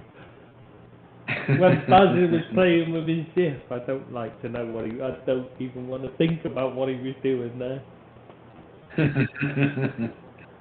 But, No, but I'm happy with Harry Kane. I really am. I thought that was great stuff, that. And Leighton Orient have As soon as said, yeah, go on, Trevor. did you see Leighton Orient said 10% of the proceeds from the shit sales will go to the charity itself as well. So it's not Yeah, just, yeah. so it's not just free advertising they're getting, they're also getting an actual cash sum from it as well. So hopefully a lot of people that wouldn't Yeah. normally buy a Leighton Orient shirt will go and buy that one from them. Yeah. It's one of those. I think if you got any sense, the last 3 seasons you'd have bought one of each of their shirts in the packaging and just put them away, because I reckon in the future they'd be something that'll be worth a bit of money. Yeah, yeah, I can see that. Because especially if you got the full set, like they'll be worth Yeah. something in the future. But when you see players, right, it does restore me faith a little bit in football. When you see what Mane's done in Senegal and what Salah's done in Egypt, what Harry Kane's doing there. They're role models, Mm. And then we've got to talk about the Giggses and the John Terrys and the absolute scumbags in the game. So, there are decent people out there. There are decent players out there who give back. And it's the others drag them down. So, you should give them a shout out all the time. You do good. While we're talking about the scumbags as well, I think we should mention Lionel Messi, and he's been getting called out for the sponsorship with Visit Saudi. Yeah, Saudi. He's the ambassador for Saudi tourism, according to, and he's been doing paid Instagram posts from his holiday in Saudi Arabia. He's being paid. Yeah. I mean, this isn't the first time as well he's been involved in stuff like that. I mean, apparently he went. I mean, there's a few years back. He was in Saudi Arabia for a photo opportunity, and apparently he charged them like £1 million for to go over and have his photograph taken with a kid. Yeah, that just puts a dampener on things, doesn't it? When you're talking about good things like that's happening with the golf now. The Live Tour, the Saudi Arabia backed Live Tour, they're all going for the money. Never mind the history of the game that's in all the majors and all the competitions. They're all going for the money because they're getting paid billions and billions to play. And it's just ruining that sport now. To be fair, you can't blame the golfer that, that every, a struggling golfer who gets offered a chance to play, who's struggling to make enough to live on. You can understand them going into it, but the likes of... But they're not getting offered. They're not getting the offered the contracts. Well, exactly what I was the going to Live say. Golf Tour only wants the top players to play for them. And that's exactly what I was going to say, is when you've got the likes of Rory McIlroy and that, and I'm not saying he's in it, but I'm saying, the likes of him, they're multi-millionaires, they don't need the money. They could afford to say, nah, you're alright, I'd rather play the big... They're all multi-millionaires, They don't need the money. Yeah, more like Toryism than Messi. Oh, that's a terrible joke, Seamus. Terrible joke. But yeah, it is a bad thing that's proper sports washing, isn't it? That is. Because the interesting thing is, the reason why I was going to say, I don't know why you'd be proud of that joke, mate, but the thing is, the reason why I mention it is because when you put the other side of it, you have to say, so far at least, Cristiano Ronaldo's also been offered the same deal to do, because they wanted both of them out there. That was the whole point of it. They wanted Ronaldo and Messi to be doing this together as a thing, because they wanted the two best players at the time. They wanted them both together to do these this Visit Saudi shoot and the photographs and post them up on Instagram together, and they were hoping to get. So far, Cristiano Ronaldo hasn't done any of it. So fair play to him. At least he's got. Good on him. Yeah, good on him. He might not be he might not get the best publicity compared to Messi, but yeah, it's interesting that he's chosen not to get involved so far, at least. Anyway, I mean, it might turn out that he's just waiting. But like, yeah, so Yeah. far he's not posted anything up, so good on him. Yeah, good on him as well, yeah, absolutely. It's nice to hear stories like that, but it sets you back when you see Lionel Messi. How many millions does he need? You know what I mean? You know, he's already a multi-millionaire. You He's know, already right? struck Barcelona dry. Yeah, Yeah. million Yeah, in yeah. Barcelona, yeah, and yeah. And now he's at PSG. I mean, he's already taken Barcelona. Okay, had to get into, had to get into bed with Qatar already, and then he went off to put more Qatari money in PSG. So why are people surprised when he's taking Saudi money as well? I mean, it's just what he does. He's always been about the money. Yeah, yeah. I don't get why he gets such good press. I've got to be honest, as in as in that person. I understand why he gets it as a footballer. But I mean, as a person, I don't understand why he gets held up as this great, shining example of all that's good in the game, even though he's not. He's a nasty piece of work who's known for bullying his teammates and stuff. Kids, yeah. Yeah. But like why is it he's seen as a shining example of all that's good in the game, but Cristiano Ronaldo's held up as a shithouse, and yet Cristiano Ronaldo's done far more for charity. He just hasn't done it publicly. I mean, it's a bit like the George Michael thing. When it was only after he died, people found out that he was giving away all his money to charities. I mean, I used to work at I volunteered for a bit, not for long, at a dog shelter. I didn't do it for long because, I love dogs and I wanted to take all of them home, and I just couldn't cope with it. I just couldn't cope with having to leave them there each night. So I only did it for a few days because it just broke my heart. You know what I mean? But that was paid for by him, George Michael. He paid all the costs for that. And this is, when he died, obviously, he has all this nobody was allowed to talk about at the time, and you think he got a lot of bad publicity during his life as well. And why is it some people get great publicity when they're alive, and then when they're actually decent people? Yeah. And others get get great publicity, but they're shit houses. How does it work? How does that happen? What is it that is the difference? Why does Messi get such good publicity, whereas Cristiano Ronaldo doesn't? Because Messi isn't someone who looks like a Greek god. Do you think that's what it is? People are just jealous because he's yeah, look at him. He's 6'2", perfect height. He's rich. He's famous. He's bloody good at what he does. But he doesn't. And he has the confidence to carry himself as well. Yeah, he has got that. The arrogance of a. But I don't think you can call it arrogance when the confidence backs it up. Yeah. Yeah, when you're that good. I think you can afford, you're allowed to be arrogant, I think, when you're that good, personally. Yeah, you and I can argue as much as we want. At least the second best, if not the best player of the last 15 years. Well, yeah, there's an argument. Yeah, the same goes with Messi. But there's no argument that it's one of those two of the last 15 years. Yeah, they are that good, so they're, I think, in terms of footballing, confidence and charisma and everything, they're allowed to have it. Whether we call it confidence or arrogance, they've earned the right. They haven't earned the right to be arrogant. I don't think anyone's got the right to be arrogant. To be honest with you, I think. But on the field, on the football field.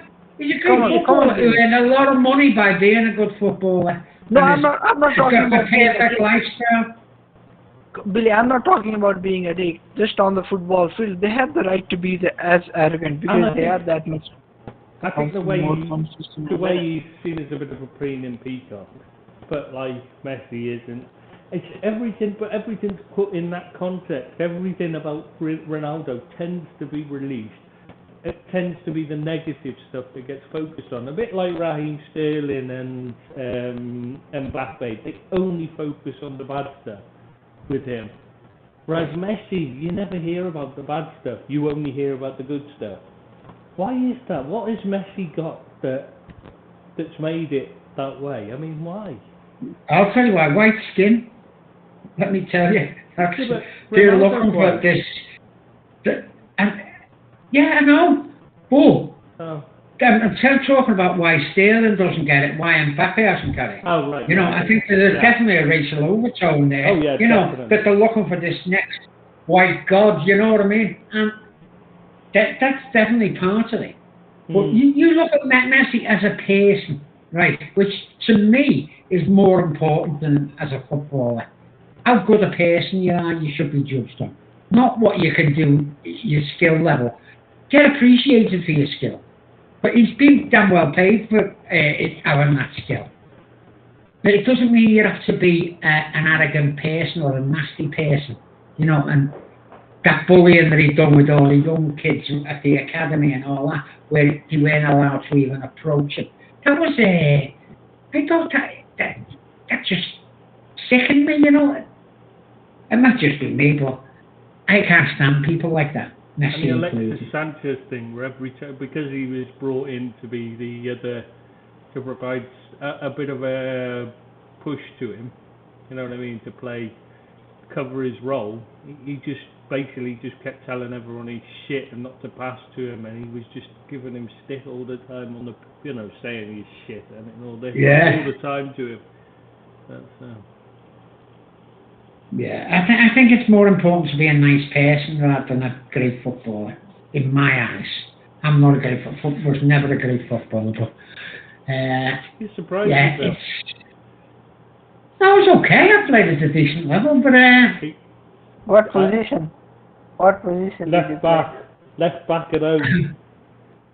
I was actually a left back and a sweeper, but I played at a decent level, but not great. I got paid. I got paid for all my expenses and never got wages. Yeah. Did you ever play? No, I was a 26th man in a 25-man squad. Oh, right. Oh, bless. Did you play chess? Did you play football? Nah, I'm from Liverpool, mate. We all play, don't we? Yeah. It doesn't matter who you are. When you're a Scouser, you've played at some point. You don't have a choice, really, do you? It's just part of it. Oh, you don't. No. I mean, it's everything there, isn't it? So, yeah. But anyway, I think we should move on to one last thing before we finish. I just think we should talk about Maradona's carers being charged with murder. Which is... Sorry, I lost you there. Go on, mate. Maradona's carers, 8 of them, being charged with murder. Oh, yeah, seen that case, yeah. I mean, the nurses, psychologists, the surgeon, neurosurgeon, all of these being charged with murder. They said basically they just did care for him at all, didn't take any care of him and just neglected him and left him to die in essence, basically, it seems to. And they're saying it's simple homicide, they've called it, which is saying they deliberately killed him rather than, you know, like manslaughter where he just died as a result of a mistake or something. They're saying they actually killed him. I think it's going to be very difficult to prove. You know, I'm not saying it didn't happen. And, you know, I don't think he got the greatest care because he was an addict. He'd been an addict all his life. But, you know, if something has gone wrong, it's got to obviously come into the public domain. But he didn't help himself, did he? And I think it's going to be very hard to prove that, you know, that they've actually committed murder. Well, at that point, when he was in hospital, they can tell whether he got treated. Yeah. They should be able to anyway. They should surely have video footage and that. You would think. Yeah, I can see that. Because he'd have been in a private hospital, he'd have been in a good one. He'd have, you know, he's got 8 people. That's a lot. You know, it's not like it's. So. It is, yeah. Yeah, it's quite worrying. It's very strange. Yeah, it is, yeah. You know, you think with his reputation and his money that he'd have the best care and the best nurses and doctors. I know he is.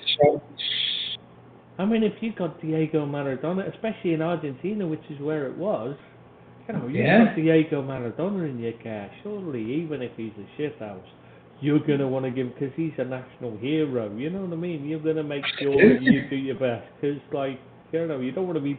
You saw what happened to those people who took photographs of his dead body.